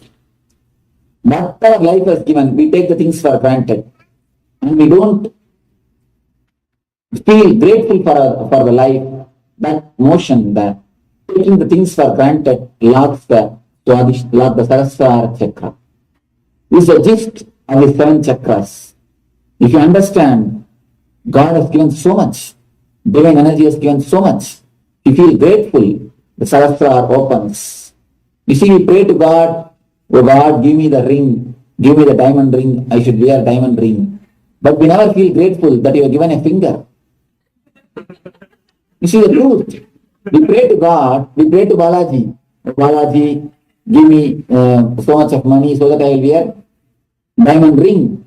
We never feel grateful. Oh God, you have given me the finger. That is the way of our life. Whatever God has given, whatever the divine has given, whatever the life has given, we think everything is our birthright. Till we get only, our mind keeps quiet. As soon as we get what we decide, oh, it is my birthright. Everything is mine. Then what we go for? Next. What next? What next? What next? Taking things for granted locks this chakra. If you understand how much the existence has showered on you, how much the God has showered on you, how much the divinity has given you, the Sahasrara opens. You see, if all of you are, if a God appears suddenly in front of you and says, whatever you want, please make a list and give me. Will the list end any day? The list will never end. And if the God appears in front of you, whatever I have given, please give the list, we will never make the list. You see, if God has given you enough things, and God has not given you enough things. There are so many things which is not given by God, And there are so many things which is given by God. This side also big list, and this side also big list. But we never look at this list. We never look at the list which God has given. We all our eyes, throughout our life, our whole concentration is what God has not given. That is the reason from early morning to till midnight, we continuously blame God. Oh, He has not given me this, He has not given me that. And finally, we go to bargain also. Oh God, give me 1 lakh in the lottery. I'll give you 10,000 in the hundi. If you don't believe me, deduct the 10,000 by yourself and give only 90,000 in the lottery. So these are our prayers. Small story can explain how we bargain with God. Once a doctor, engineer, one lawyer. All these three people, this is a story I always use. All these three, they got together and they wanted to start a business. So when you start a business, you always naturally feel insecure. How to start, how to go about, whether I will be successful. So when you are feeling insecure, only then you call God. Otherwise, we don't call God. We want God only when you feel insecure. So the insecurity, naturally they pray to God. You see, whatever profit comes, we will make it as the 4 shares. Each one for 3 of us. And the 4th share goes to God. 4th share will be put into hundi, temple hundi. So they decided that they will do this. Somehow the business has become so successful, more than $1 crore has come as a God share. You see, if it is a $500 or $600 or $1,000 also, we wouldn't mind putting in hundi. If it is a 10,000 also, we would have put. But 1 crore, we always feel, why God needs 1 crore? After all, He has no issues. You see, we have issues. We have to educate our son, daughter. We need so many things, so we need money. Why God needs $1 crore? So doctors gave suggestion. First person, he gave suggestion. We will convert everything into gold. We will make a small round in the floor. We will throw all the gold upside. Whatever falls inside the hole, we will give it to the God. Whatever falls outside, we will take that as a prasad. That's prasadam. Next man told, no, we will make it a big hole. Whatever falls inside, we will take it. Whatever falls outside, we will give it to God. You see, the third man is a wise man. He told, you see, we will throw everything up. After all, God is there. Let him take whatever he wants. Whatever falls down, we will have it. You see, after all, why should we give what has fallen on the ground? This is the way our logic works. See, till we get the things done from God, we oblige. When the things are done, we have our own logic to fulfill. Almost all our prayers are like this only. When the things have happened, you see, when the profit has come, when things are in the hand, we don't bother about God. Once people are going in a ship, suddenly a cyclone attacked the ship. Ship was about to collapse. One man started praying, oh God, if you save me, I will stop smoking. Then also ship was not stopped, it is again shaking.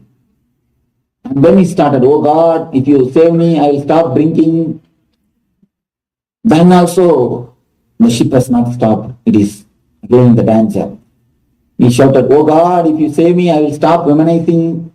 The next man, he told, hey, don't go to that much. I think one ship is coming, we will be saved. This kind, one boat is coming, we will be saved. Don't go to that much.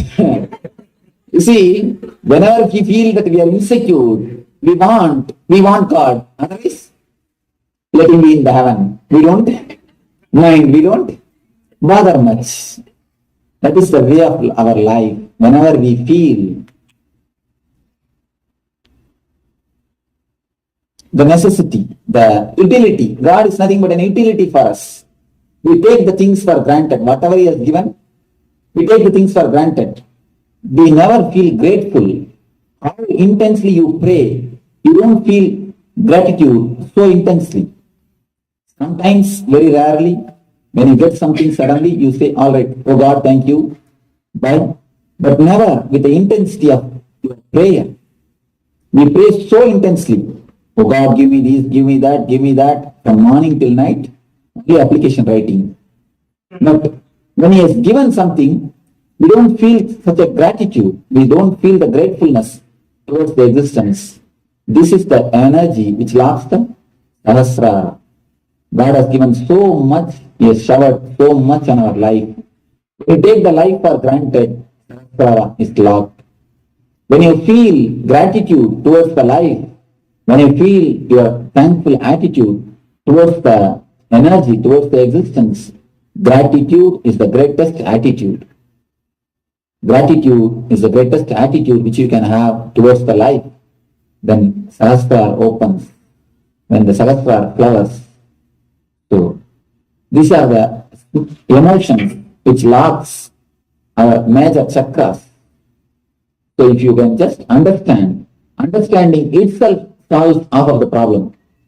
If you don't say, many people come and tell me, Swamiji, I understand whatever you say sounds so right, but in practice we are not able to do what to do. This is the problem. Most of us face this problem. Do you say, I understand if I put my fingers in the fire, I will get burnt. But every day I want to put my fingers in the fire. Do you say that? No. When you understand, if you put your fingers in the fire, you will be burnt. Clearly, thoroughly, you never go and put. If you don't understand, then only you go and try. Same way, if you understand, these are the emotions which blocks your chakras. These are the ways which disturbs your chakras. You can really drop it. You can understand. But our understanding is not so deep. Once, when you put your hands in the cigarette, you get burnt. You think, I think only cigarette fire burns, not a lamp fire. Let me put my finger once more in the lamp fire. You put your hand in the lamp fire. And again you get burnt. Oh, lamp fire also burns. Let me put my hand in chimney fire and see whether that burns or not. So every day, you try with new fires. When you understand all the fire burns, the time has come for you to go to the ground, the burial ground. The time will come. You need to go to the burial ground. You need to go to the cremation ground. So if you go testing every fire, naturally you will end up in the cremation ground.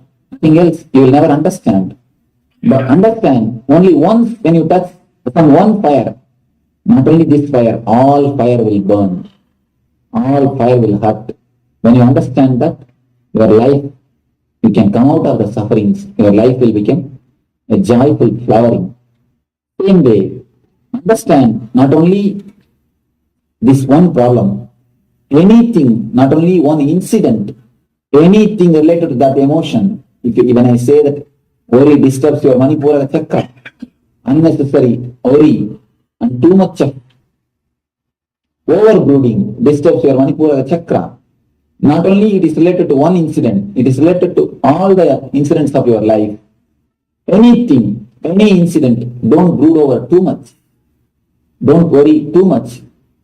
Just some 4 months ago, middle-aged lady, around 40 years she came to our ashram. As soon as she entered my cabin, she started crying.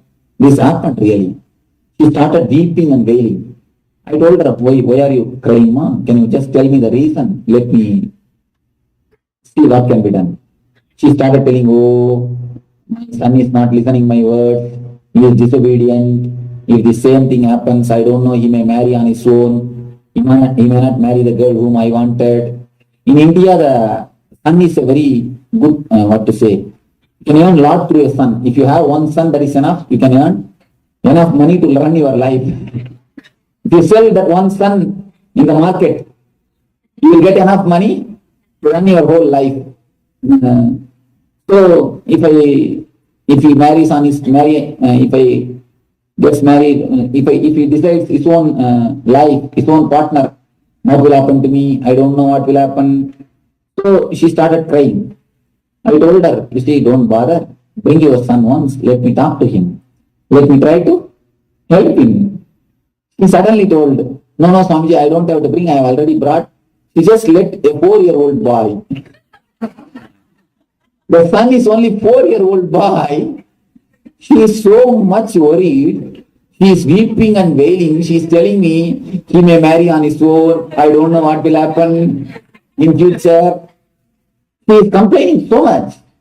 But when I asked about her son, he just let a small kid. He is only 4 years old. You see, we are such a great masters of worrying. Even if you don't find any reason, we find some reason to worry. If you don't find any reason today, oh, today everything is going well. I think tomorrow something big bad is going to happen. And that is what we think. Something very bad thing is going to happen. That is the reason today things are going smooth. If everything goes well, if you can't find any reason, you just start thinking, tomorrow there may be something very bad. I don't know what will happen. We start worrying about the next thing. You see, in the initial times, you need some reason for worrying. After some time, that becomes such a beautiful habit for you. You don't need outside reason. Even if you make some reason, even if you don't get any outside reason, you just make your own inside reason. Oh, things are going so smooth today. I think tomorrow something big bad is going to happen. Something very bad is going to happen. Some reason we find. When I say that worry disturbs the Manipuraka, the unnecessary worry disturbs the Manipuraka, not only in one incident, throughout your life, just look, just plan your life. See where all you unnecessarily worry, where all you invested too much of your worries. Remove that. Remove the energy, remove that zone. When you stop worrying, not only you stop worrying, your energy is diverted totally towards the living, towards the life. So you will have negative accounts will be reduced and the positive accounts will increase. Both the way it will be helpful. You see, if one man comes from the opposite side of the army to your army, to your side, not only they are losing one man, you are gaining one person. So the result is 2. 1, here 1 plus, there 1 minus, here 1 plus. So when you stop, when you analyze and understand these worries, the root cause of your problems, not only the opposite army is losing one man, you are gaining that energy. That energy turns and helps you in a positive way. So a simple understanding itself can solve more than 50% of your problems. The maturity, understanding solves 50% and the other 50% meditation. So maturity and meditation can guide and solve major problems of our life. Our life can be transformed into a real joyful ecstasy. As on now, the life is just dragging, pulling, going on. When you know how to add meditation and maturity, if you know how to activate these energy centers, the chakras, how to breathe life into it, how to breathe energy into it, how to breathe, how to awaken those energy centers, the same life, the same routine, the same house, the same living style will be transformed into an ecstatic lifestyle, into a Ananda Yoga, into a spiritual life. When you live ecstatically, when you live with a joy, when you live with the bliss, that is a spiritual life. Spiritual life means not going into the Himalayas, not only simply sitting there in someone's forest, no. If you live your life joyfully, in a balanced way, in an ecstatic way, in a blissful way, that is what is a real spiritual life. So, let me pray and bless all of you. Let you all live and be with eternal bliss, Nithyananda. Thank you.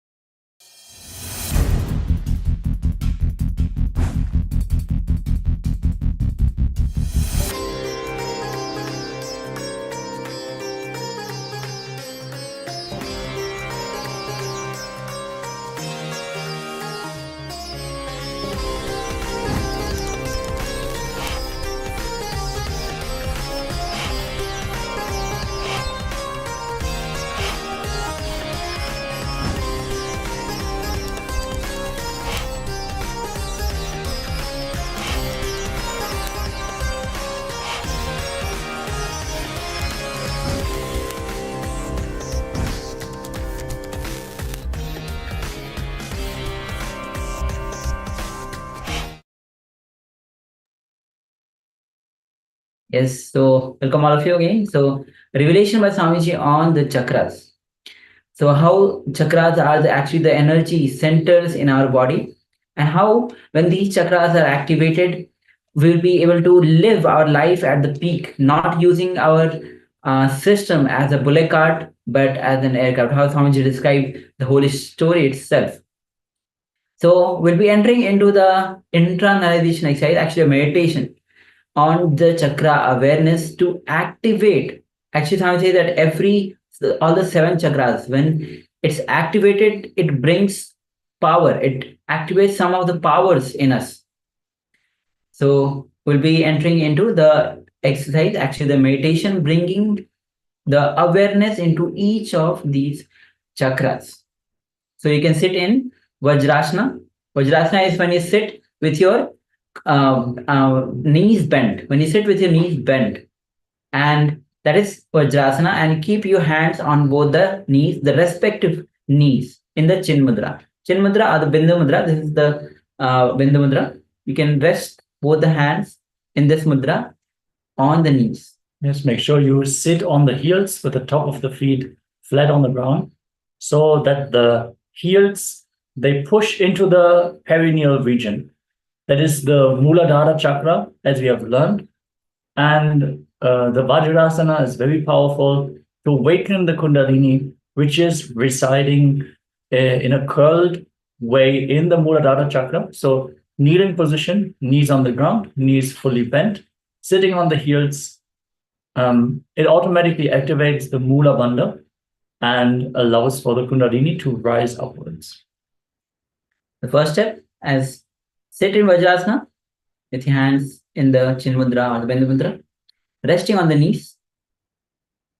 And second step, bring your awareness into each of the chakras, starting from the Muladhara chakra.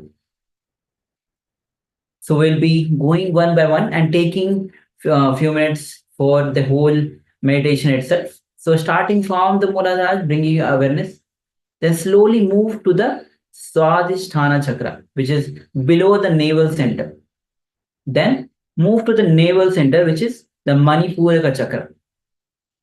From there, you will be moving to the Anahata chakra, which is the heart center. And then move to the throat chakra. Then you'll be moving to the third eye or the Angya chakra. Then finally, you'll be moving to the Sahasrara chakra, the crown center. So understand each of these energy centers are all of us, these energy centers are blocked and in ways unblocked. So we have to unblock these chakras by bringing awareness into it. So we'll be entering into this meditation where you'll be bringing awareness to each of these chakras one by one, starting from the Muladhara chakra. So let's get ready. Again, as already mentioned, that will be starting with the Muladhara chakra, slowly moving to each of these chakra: Muladhara, Swadhisthana, Manipuraka, Anahata, Vishuddhi chakra, which is the throat center, Angya chakra, and the crown center. So let's sit in Vajrasana and let's enter into this chakra awareness meditation.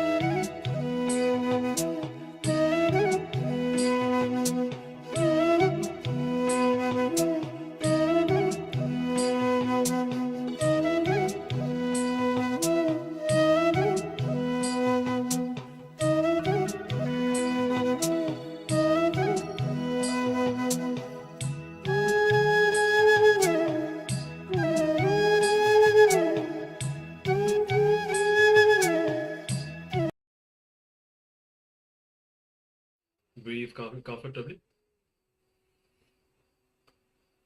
You can have your eyes closed.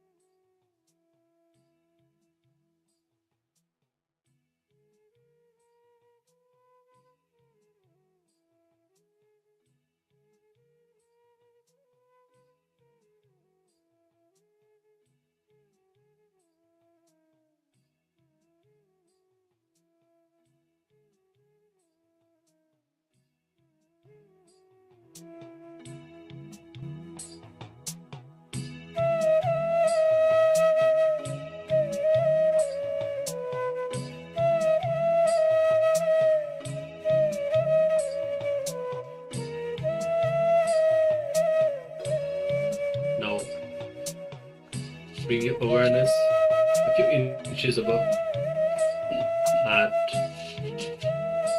your navel, the Manipura Chakra, also called the City of Jewels, and just experience this energy center. Spend a few moments breathing in that zone. Connect with that chakra consciously.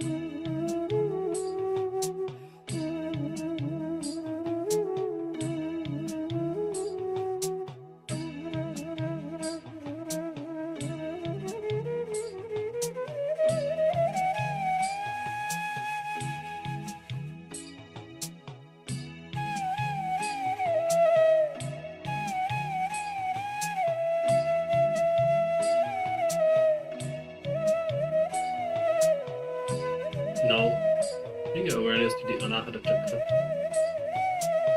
at the level of your heart, in your chest. Take a few deep breaths. Just experience this chakra, this energy center.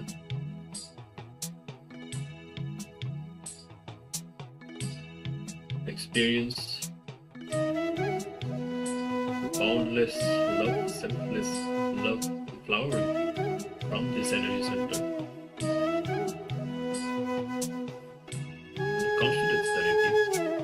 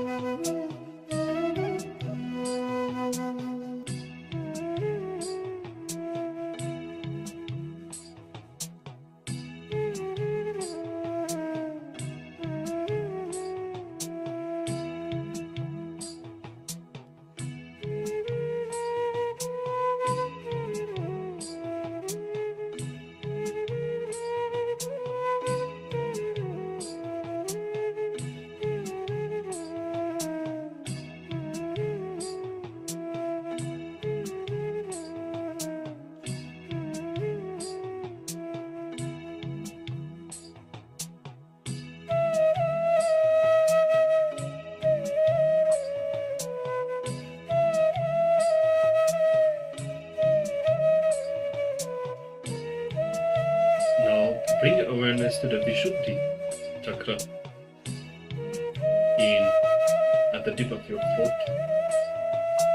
It's a very powerful energy center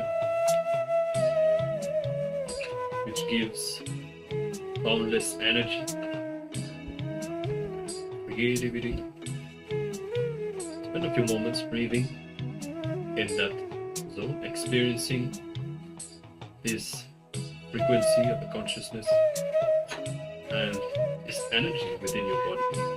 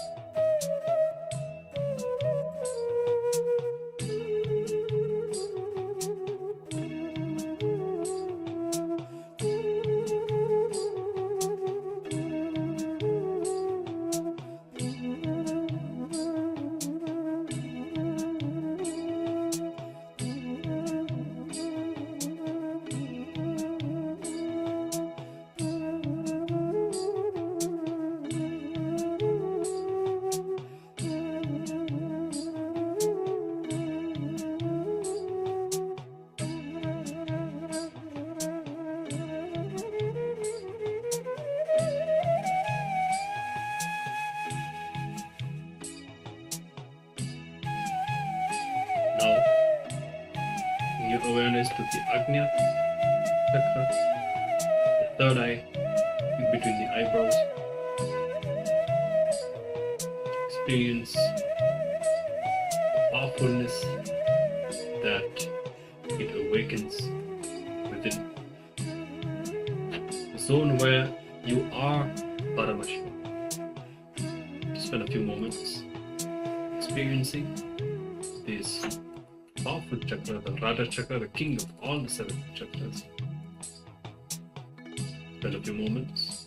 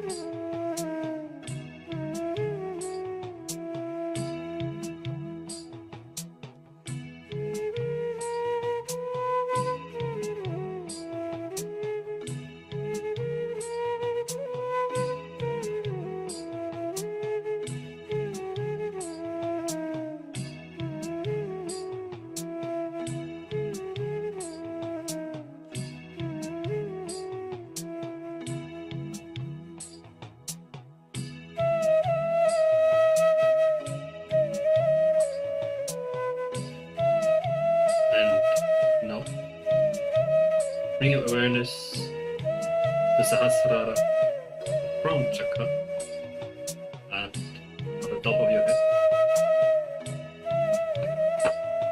The most powerful of all the 7 chakras, a direct opening into cosmos, into Paramashiva's own consciousness. The 1000-petal lotus. Spend a few minutes. Just bring awareness to this energy center.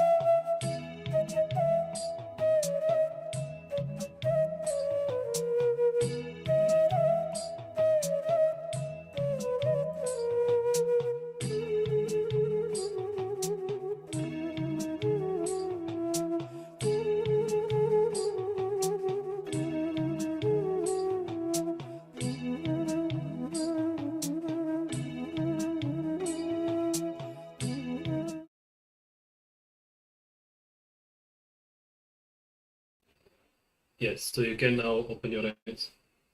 And just a simple chakra awareness meditation, creating the right space within us for the Nithya Dhyaan, very powerful meditation that we'll be doing today, very shortly. And let's now spend just a few more minutes just reminding ourselves about the basics of the seven chakras. So we'll be showing a table with each energy center and what it is connected to, what is it blocked by, and what is it unlocked by, what does it radiate. You can just have a quick read, and if needed you can draw it or write it down if you need. So you can see the Muladhara is blocked by fantasy, imagination, and unlocked when we accept the reality, when we stop seeing what we want to see, but welcoming and accepting things as they are. Swadhisthana blocked by the fear of death, and unlocked when we accept that, when we accept the inevitable. The Manipuraka blocked by worries, and is unlocked when we stop worrying about the worries themselves. The Anahata blocked by attention need, and unlocked by selfless love. Vishuddhi, which is blocked by comparison and jealousy, unlocked by accepting the uniqueness of every individual, including our own selves. And the Ajna, which is blocked by seriousness and ego, and flowers when we radiate simplicity and innocence. And the Sahasrara, blocked by discontentment and unlocks with gratitude. So just a few moments, you can write it down if required, and then we'll be preparing ourselves for the power manifestation.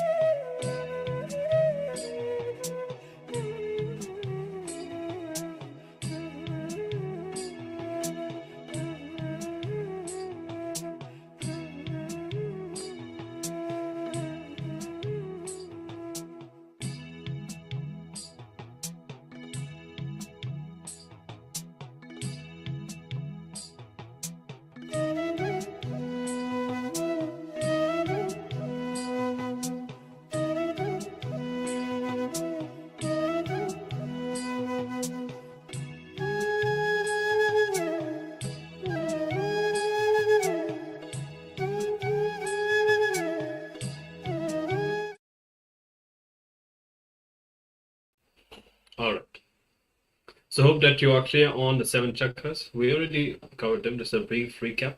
Let's now enter into the power manifestation.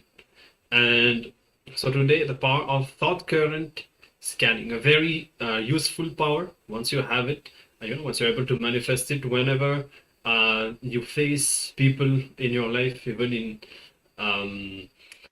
situations like a business deal, or you have to make a purchase, or have to invest money, like important kind of situations like that, when you have to assess the space or the thought current of the other person. With this power, you will be able to know exactly what the other person is thinking about. And now what we will be doing, the Acharya will be having an incident in mind, and through the third eye you will be scanning and revealing what that incident is, and what as many details as you can. All right, so let's get ready for that. Please sit with your head, neck and spine in a straight line and bring your awareness to the third eye, and just connect with Swamiji in your inner space and chant the Mahavakya. You can have your eyes closed or open as you'd like, and just scan and see. Just connect with Swamiji, and you can request Swamiji to reveal all the details, everything that Acharya is thinking about, the incident that he is remembering. So let's enter into this round of the power manifestation. You can keep on sharing whenever you see, whenever the third eye reveals anything to you. You can post that in the Zoom chat, and let's manifest this power of the thought current reading through the third eye.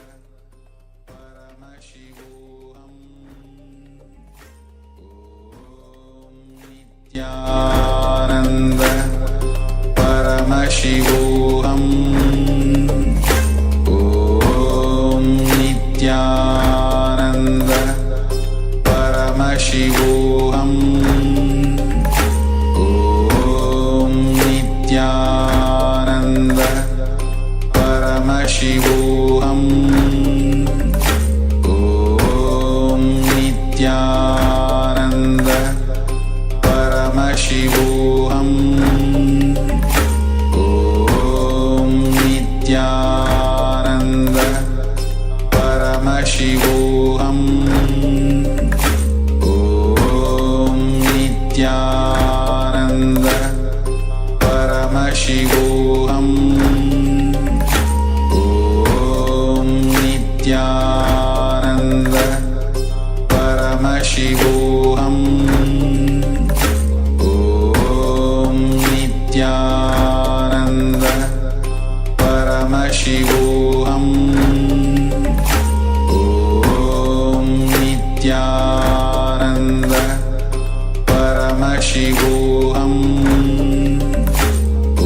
Om Nithyananda Paramashivoham Om Nithyananda Paramashivoham Om Nithyananda Paramashivoham Om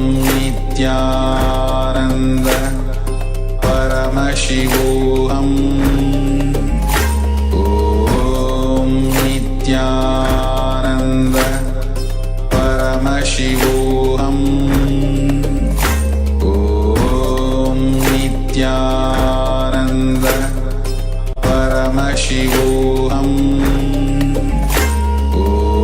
Om Nithyananda Paramashivoham Om Nithyananda Paramashivoham Om Nithyananda Paramashivoham Om Nithyananda Paramashivoham Om Nithyananda Paramashivoham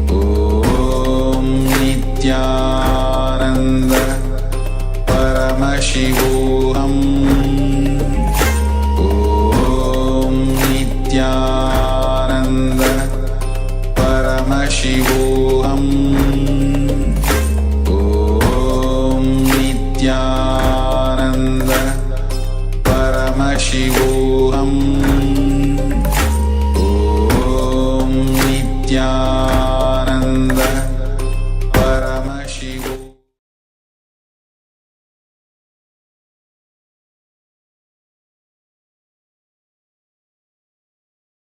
So now continue to manifest. We have a few more minutes. Start sharing whatever you have started seeing in your inner space, whatever your third eye has started showing you. Start sharing what you have seen.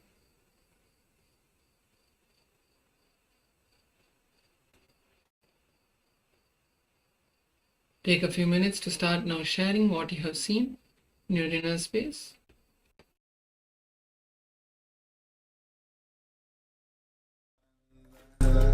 Paramashivoham. Om Nithyananda Paramashivoham. Om Nithyananda Paramashivoham. Om Nithyananda Paramashivoham. Om Nithyananda Paramashivoham. Om Nithyananda Paramashivoham. Om Nithyananda Paramashivoham. Om Nithyananda Paramashivoham. Om Nithyananda Paramashivoham. Om Nithyananda Paramashivoham. Om Nithyananda Paramashivoham. Om Nithyananda Paramashivoham.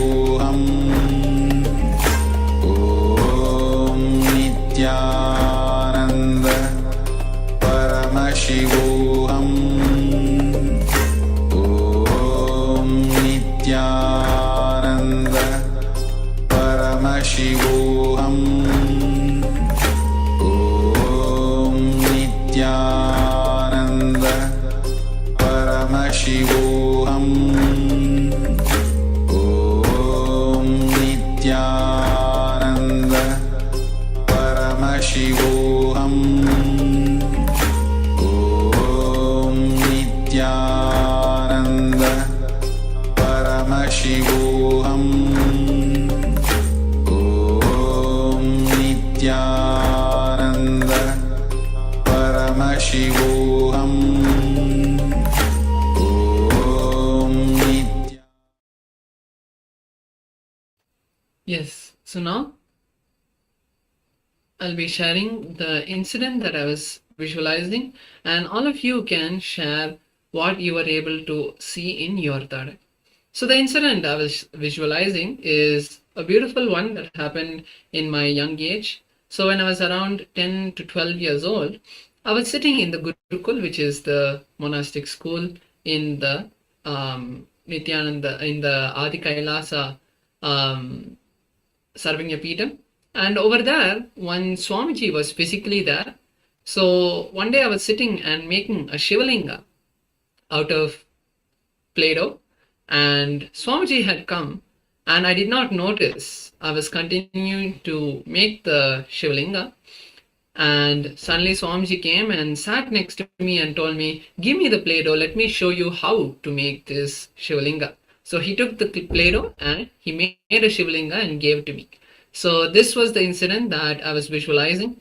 So if you were able to see some kind of open ground with a lot of plants, rose plants, or if you were able to see classrooms, if you are able to see Swamiji, all of that is a beautiful sign that you have started manifesting the power of the thought current scanning. So you can all take a moment now to share what you were able to see during this round of the manifestation. And also, with this power of the thought current scanning, not only you'll be able to see the events, but you'll be able to see the thought current itself and what is the nature of this experience, how it would have felt, what is the cognition and the whole experience itself. So bring awareness, be sensitive to whatever you experienced in this round. Many times when you manifest third eye powers like this, it will be beyond just visual. You may just experience, you may just feel what is connected to the subject that you are scanning. So be aware, and you can see, you can recollect whatever you experienced when you were sitting and when you were manifesting the power, and make sure to share your result, whatever you have seen. And yes, so with this, we'll now be continuing and we'll be entering into our next session.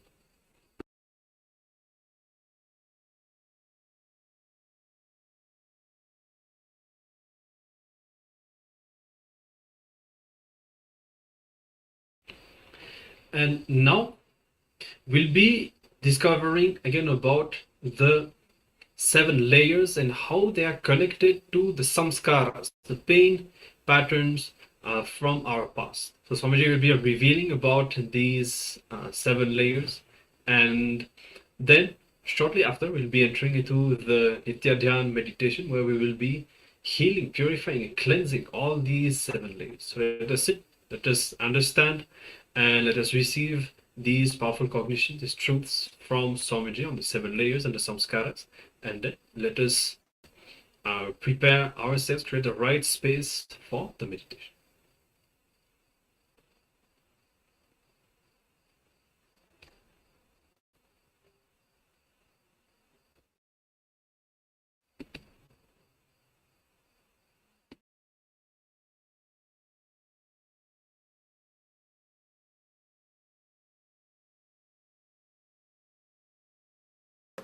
Seven layers in our being.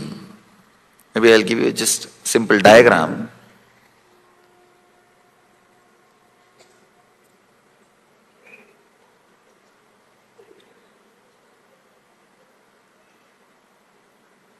Is it seen properly? No, I think.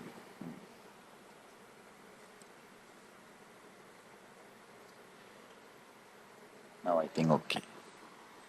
Yes. Somebody asked me yesterday, there was a question.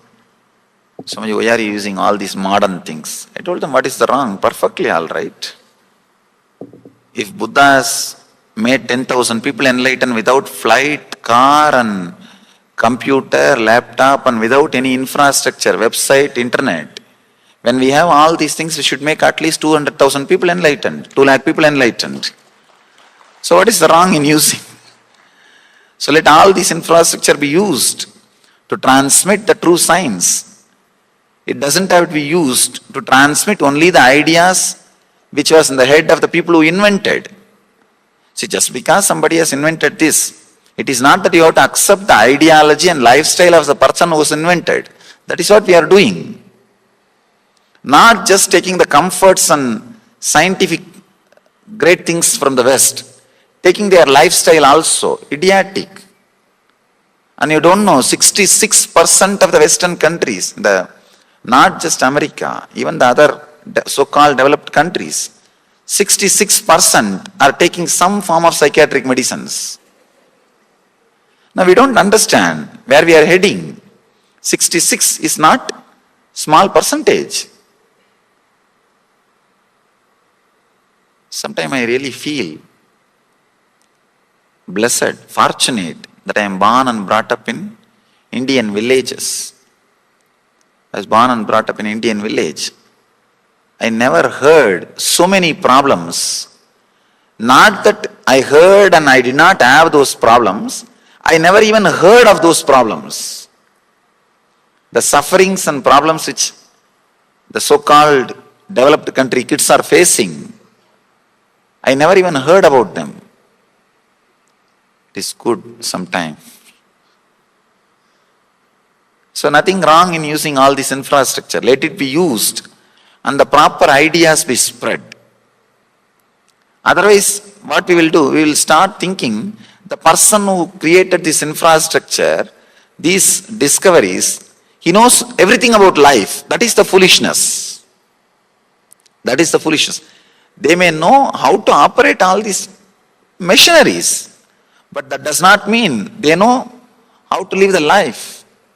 In the East, we have done more than 10,000 years of research and development in the inner science, in the inner field. And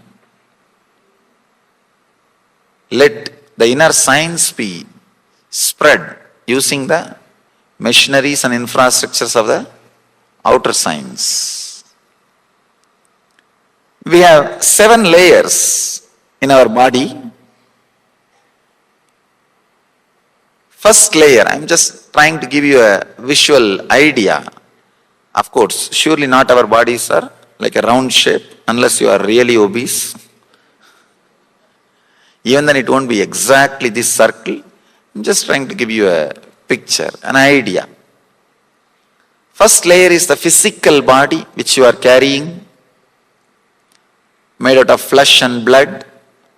The second layer is the pranic movement, the prana movement, which is happening in your system, like inhaling, the prana which stays inside you, and the prana which spreads all over the body, and exhaling and cleaning. There are 5 pranas: prana, apana, vyana, udana, samana. The 5 pranas.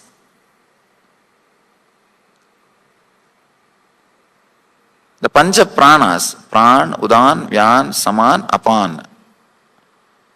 The Pancha pranas, all these movements are called prana sarira. And the next, the inner chattering which is going on in you, it's called mana, manasarira, the mind. The 4th layer is the emotion. I can say intense inner chattering which does not respond to your logical analysis. That is what we call emotions. That is the 4th layer. And the 5th layer is which you experience in the deep sleep. And the 6th layer you will experience in a strong meditation technique, means thoughtless awareness. The 7th layer is enlightenment. You have 7 different layers in your system. If all 7 different layers fall in tune with each other, suddenly you will see all the samskaras will leave your system. If the samskaras are taken out of your system, suddenly you will see all these 7 layers fall in tune with each other. Balancing, reconnecting, reuniting starts happening. That uniting is what is called yoga. Beautifully, Patanjali describes yogaha chittavritti nirodhaha, means living without samskaras. Only then the thoughtless state will be there. When the samskaras are taken out, the uniting happens. If uniting happens, samskaras leave your system.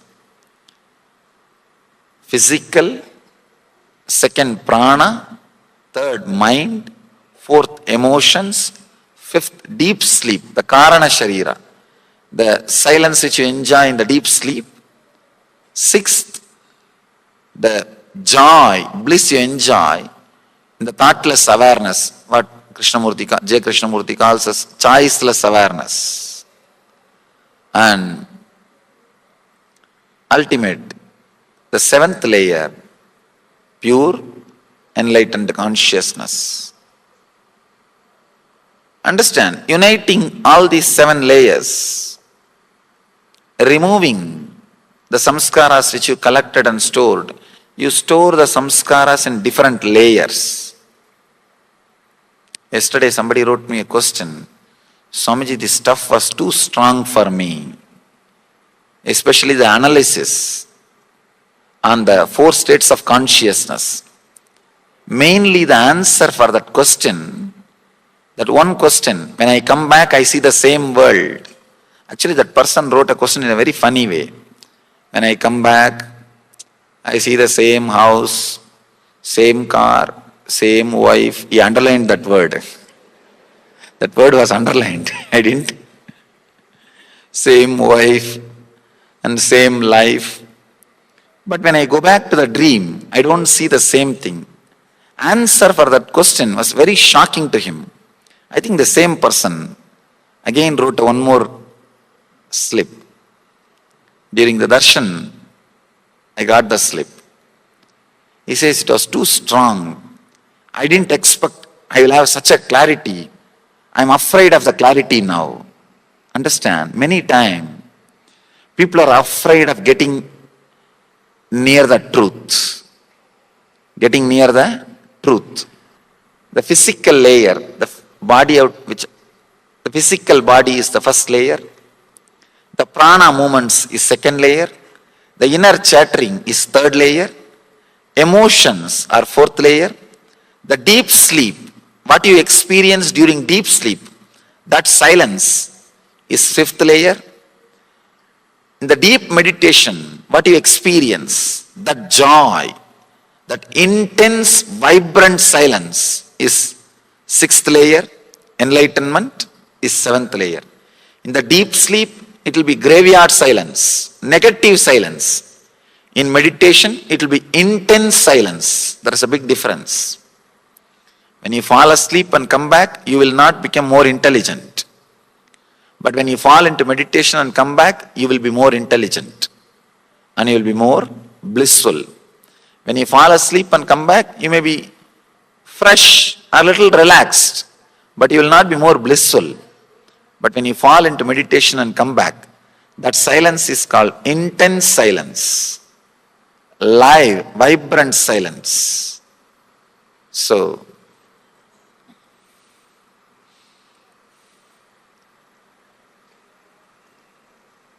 the 7 layers, we store different samskaras in different layers. Usually the samskaras related to desire are stored in the prana, the breathing. And the samskaras related to chronic fatigue or tiredness is stored in the body, in the physical body. That is why 2-3 times you try to do some exercise, workout or even walking. First thing body will bring out is tiredness. But without bothering about that first level samskaras which are raising, if you enter into it, suddenly you will see that same action brings energy out of you. If you start walking, in 2 minutes your mind will suggest 10 times, I am tired. No, it is too much, enough. We did, today it is okay, tomorrow we can do. It will try its best. But if you don't bother about that samskaras and just go ahead, in few minutes the same action will bring energy. Chronic fatigue means a deep feeling to be in an action, to be in rest, or non-moving or not moving is stored in the physical body. I always tell people, karma palatyaga, not karma tyaga. The results of the action should be surrendered, not the action itself. Karma tyaga is very easy. That is where the whole spirituality has ended.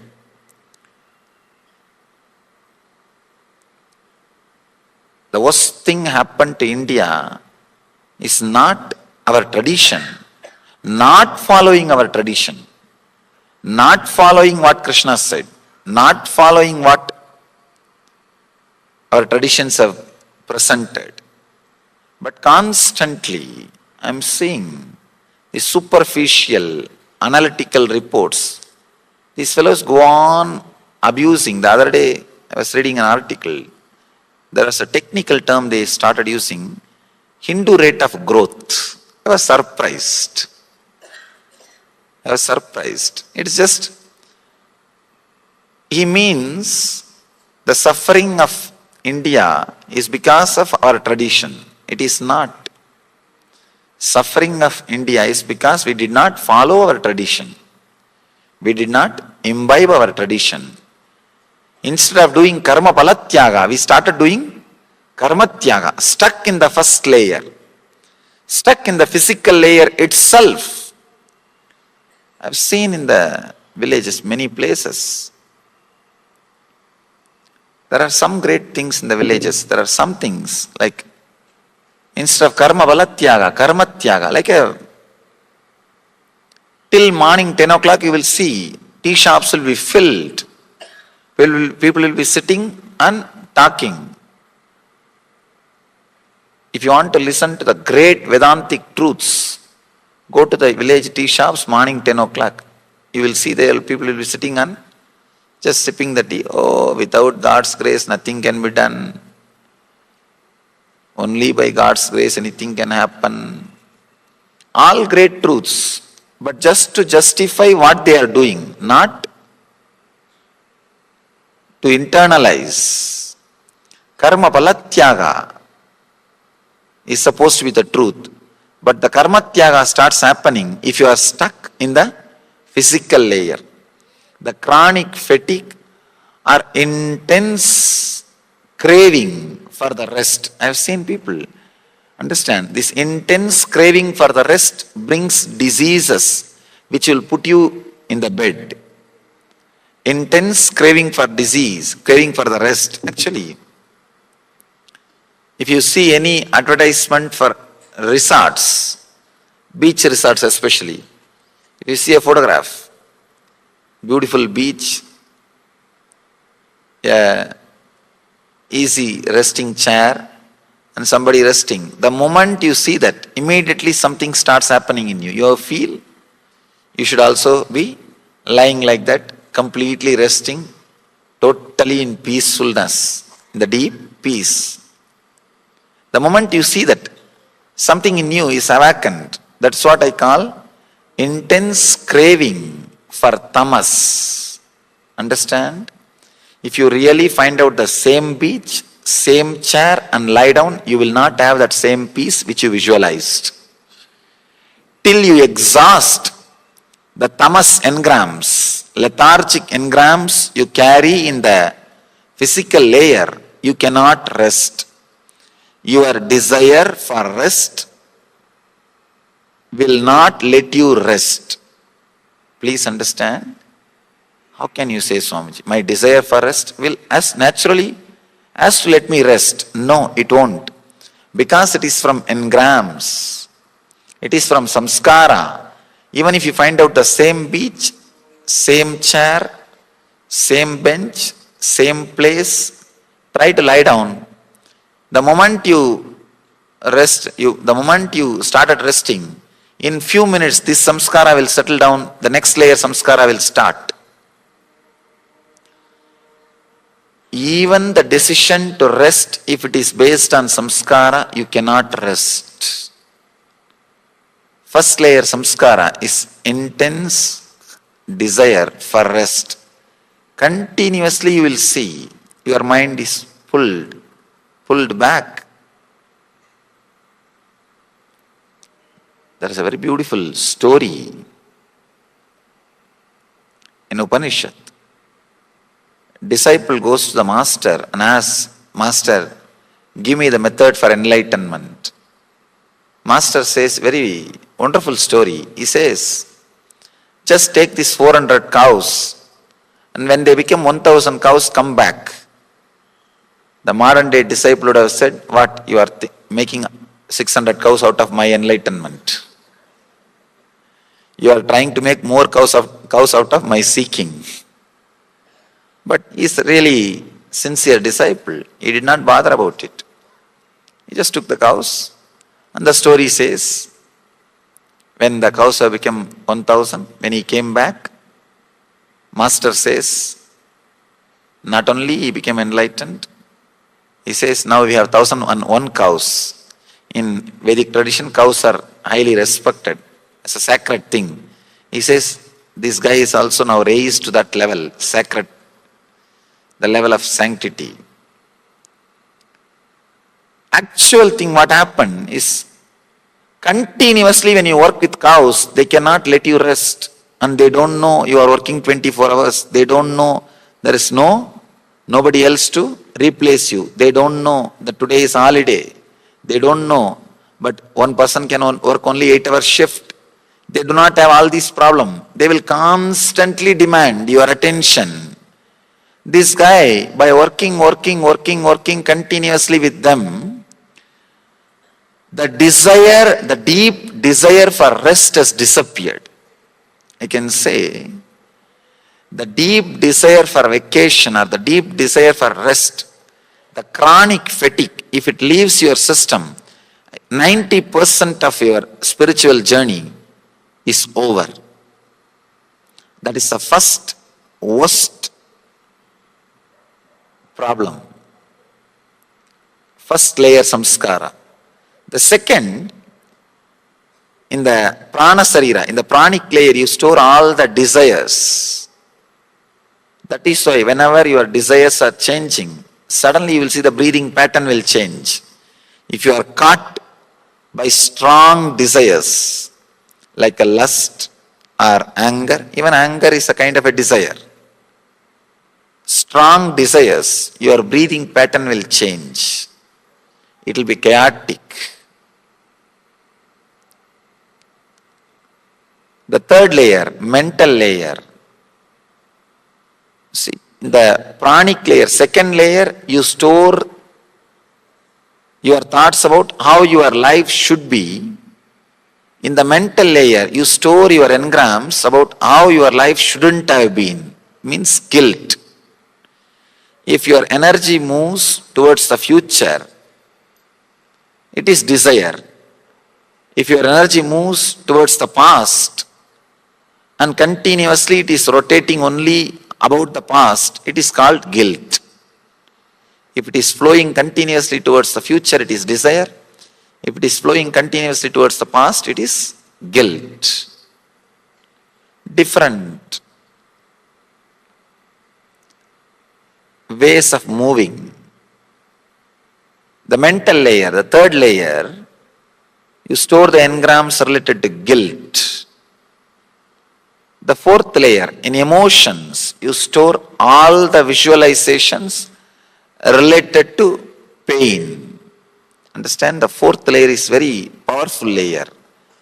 In the fourth layer, you don't need any action or information to strengthen the engrams.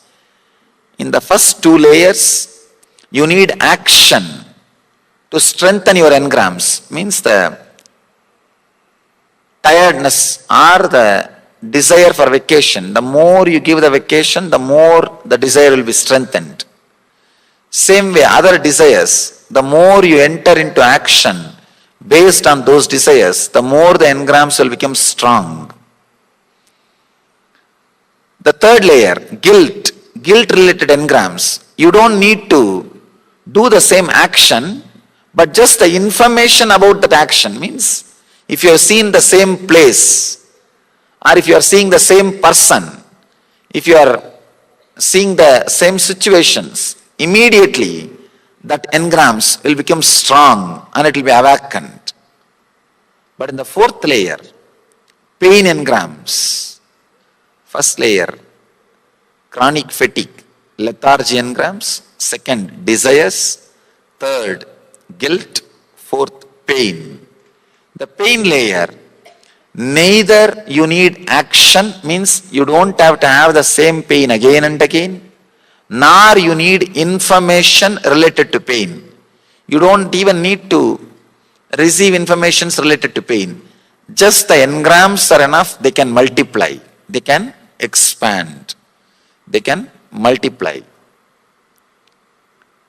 The deeper layers, the fifth layer, the layer you experience, the deep sleep, there, even though engrams are there, you cannot do anything about it, because in the deep sleep, your mind cannot do anything. It's an unconscious layer.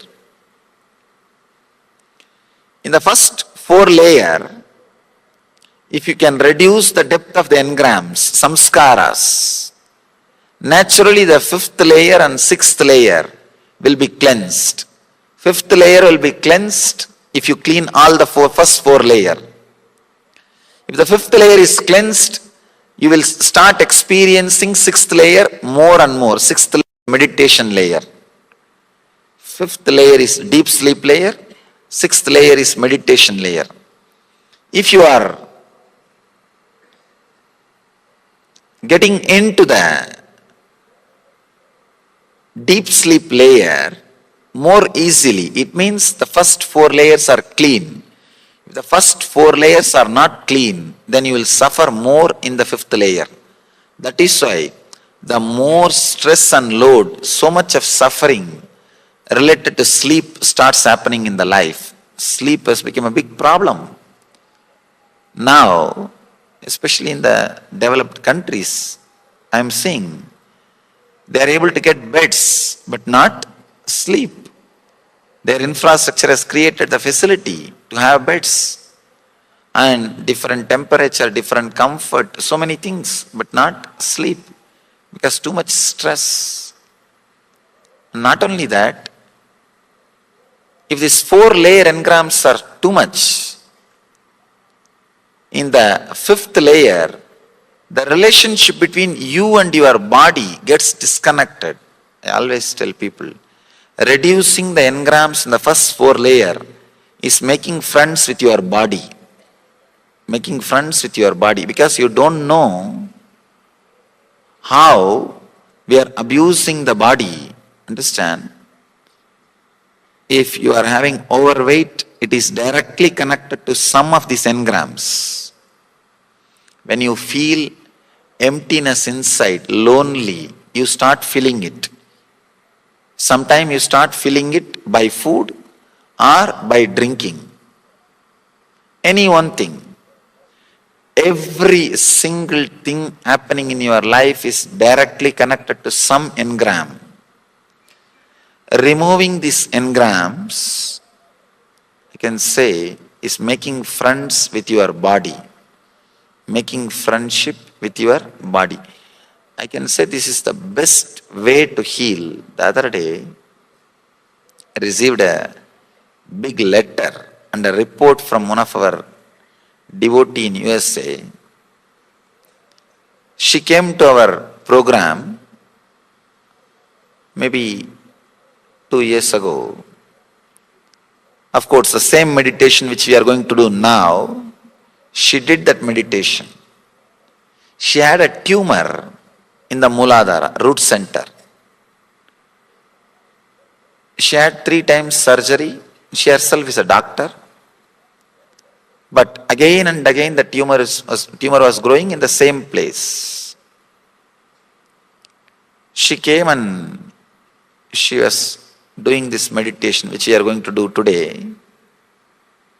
And she was weeping uncontrollably during the meditation.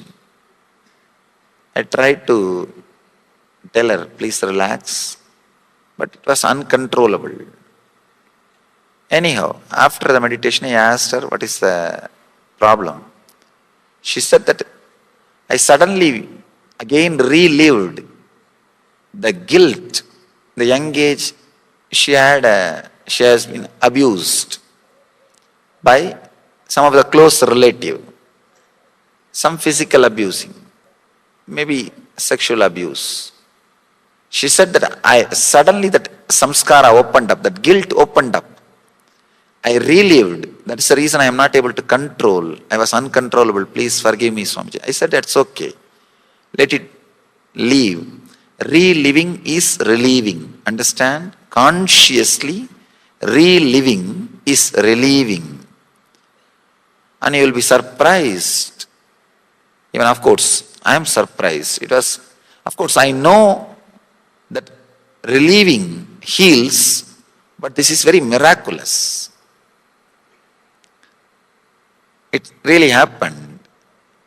And she says, after that relieving, after that meditation, within a month the tumor disappeared and never came back Now at least 1.5 years over. Did not come back. I was shocked. I said, of course I know relieving heals, relieving the guilt, releasing all the samskaras heals. But this is really miraculous. The guilt which she created in the young age, not only about that, the hatred about it has not only evolved as a hatred towards that person, it has evolved as a hatred towards the self, towards herself, and the part of that body part. So that hatred has become tumor and sickness. When that engram was released, when that guilt was released, when she became pure, when the guilt has left her system, suddenly she came back to health. The system came back to health. Understand?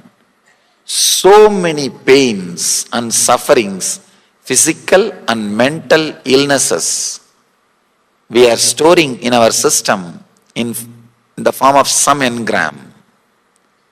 Not only diseases, even disorders, weight, obesity, overweight, obesity, or many other disorders, even those disorders are directly connected to some of our engrams, working on the first 4 layer engrams and releasing them, reliving them and relieving them will heal your system very powerfully. Understand? It is little strong method, little strong technique. But I tell you, it's at least 100 times powerful than any yoga, any kriya you can do. Because yoga or kriya heals, no doubt. It takes its own time. This is like directly attacking the root center, root cause of suffering. Yoga starts working on your physical body, exhausts all the tamasic engrams and heals you. Kriyas, the breathing techniques, they start working on your pranic layer, second layer, and releases the desire engrams, reduces the stress and starts healing. But this method, the meditation techniques, straight away works on your 4th layer. You can work only maximum up to 4th layer. Beyond that, your logic cannot travel, your effort cannot do anything. Beyond that, only the master's presence can do any job. Anyhow, you can work up to the 4th layer. The meditation technique straight away works up to the 4th layer and heals you. That is why it will be so powerful. You need complete involvement, interest. You need to put your whole attention and awareness into the technique. If you can go into it and come out, you will see miracles happening inside you. Understand? If you don't know the science of miracle, you will be making accidents. If you know how to use your inner space, you will be making miracles. If you don't know how to use your inner space, you will be making accidents. Both are beyond your logic. Miracle and accident, both are beyond your logic. If the effect is favorable to you, desired by you, you call it miracle. If the effect is not desired by you, if it is not benefiting you, you call it as accident. In your inner space, if you know how to use, you will be constantly making miracles. Purifying the inner space is planned for miracles. If you don't know how to use, you will be constantly creating accidents because you will be attracting the same frequency incidents in your life, same frequency actions in your life. So, this is a wonderful truth which you need to internalize not only internalize, experience by entering into the process. By entering into the process. Understand? I don't even want to use the word meditation technique for what we are going to do today. Today we are going to do two things. One is process. Maybe the second one can be called as meditation. The first one cannot be called as meditation because it's more like reliving, going into all the things about which you are afraid, all the things which frightens you, facing them, living them, reliving them. I call this as relieving. Reliving is relieving, and we will enter into meditation technique. Very powerful technique which you can carry and practice in your home every day.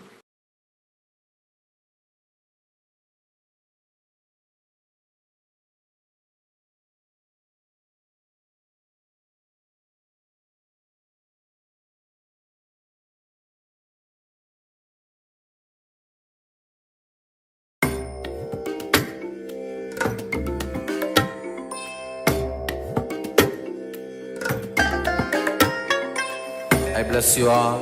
Let you all open all your three eyes and manifest the powers of Mahasadashiva. Om Nithyananda Paramashivoham. Om Nithyananda Paramashivoham. Om Nithyananda Paramashivoham. Om Nithyananda Paramashivoham. Om Nithyananda Paramashivoham.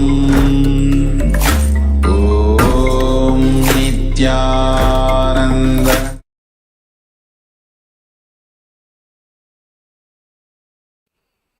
Yes, so in this powerful satsang that Swamiji has just given us, Swamiji revealed multiple aspects of our being.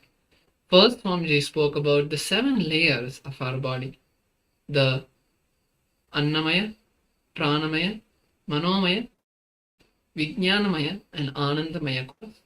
These 5 main layers, and he also spoke about the other 2 layers, which is the nirvanic body and the etheric body. So Swamiji also gave us a powerful testimony of a participant who, when they relived these incompletions they had in their childhood, they experienced healing from cancer itself. So now we are also going to be entering into a powerful process to complete and drop these incompletions that are there inside our being and look at them like fishes jumping in the ocean. Yes, so we'll now be moving into a short meditation technique just before moving into the Nithya Dhyaan. And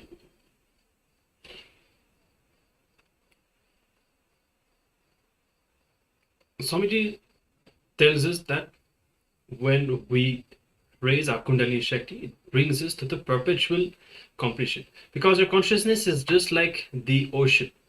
And your completion can be even 30-year-old or yesterday. They are finally just like fishes jumping in the ocean. Each idea you have either about completion, incompletion, about your own body, any kind of thought, any kind of idea that you have in your mind, just like a fish in the ocean. As Swamiji explained, all thoughts, ideas, whatever goes on inside you, it's all happen spontaneously in unconnected way, randomly, and even your name, the idea that you are male or female, the idea that you have completion, incompletion, all of these are just fishes. And when you realize that, when you stop clutching with these thoughts and believing them to be giving too much meaning to them and getting clutched with them, you will actually experience levitation. Because with the powerful initiation that all of us have been initiated into Kundalini awakening by Swamiji. Now, the mind that we have, all these incompletions that we have built in the past, whenever we have a negative or powerless thought, it is not logically connected to the reality, but we believe that it is. And because we believe that it is, we get caught with it. And from this thought, then we connect another thought and another thought, and we connect them, making a shaft, which becomes our mind. Now, when we can unclutch from this and remember that all these thoughts have no connection with the reality, then we suddenly experience the Kundalini awakening, and the whole thing starts to break down. So now we'll be just contemplating on this, and this meditation process will strongly awaken our Kundalini energy. And it's going to be very simple. Just close your eyes and sit and visualize yourself as an ocean.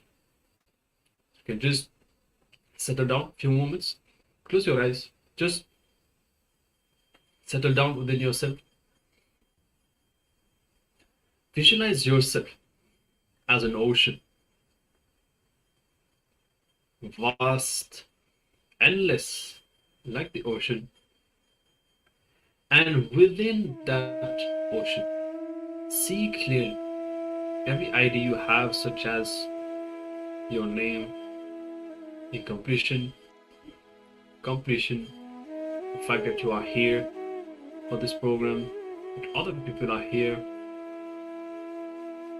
All of these thoughts are just fishes jumping randomly, spontaneously in the ocean. There is no connection between these thoughts with each other, and these thoughts themselves are not actually connected to the reality itself. You can live in the present, experiencing a reality without these thoughts. So, holding on to this visualization that you are the ocean, and all these thoughts, all these ideas are just fishes randomly and spontaneously jumping. Be in that unattached, unclutched space. Whenever you see a thought about something, or even when you remember yourself, just remember that it is just a random fish spontaneously jumping within the vastness of the ocean that you are. Just let it be. The ocean doesn't need to fight with or control the fishes. Just allows the fishes to be without ever being disturbed.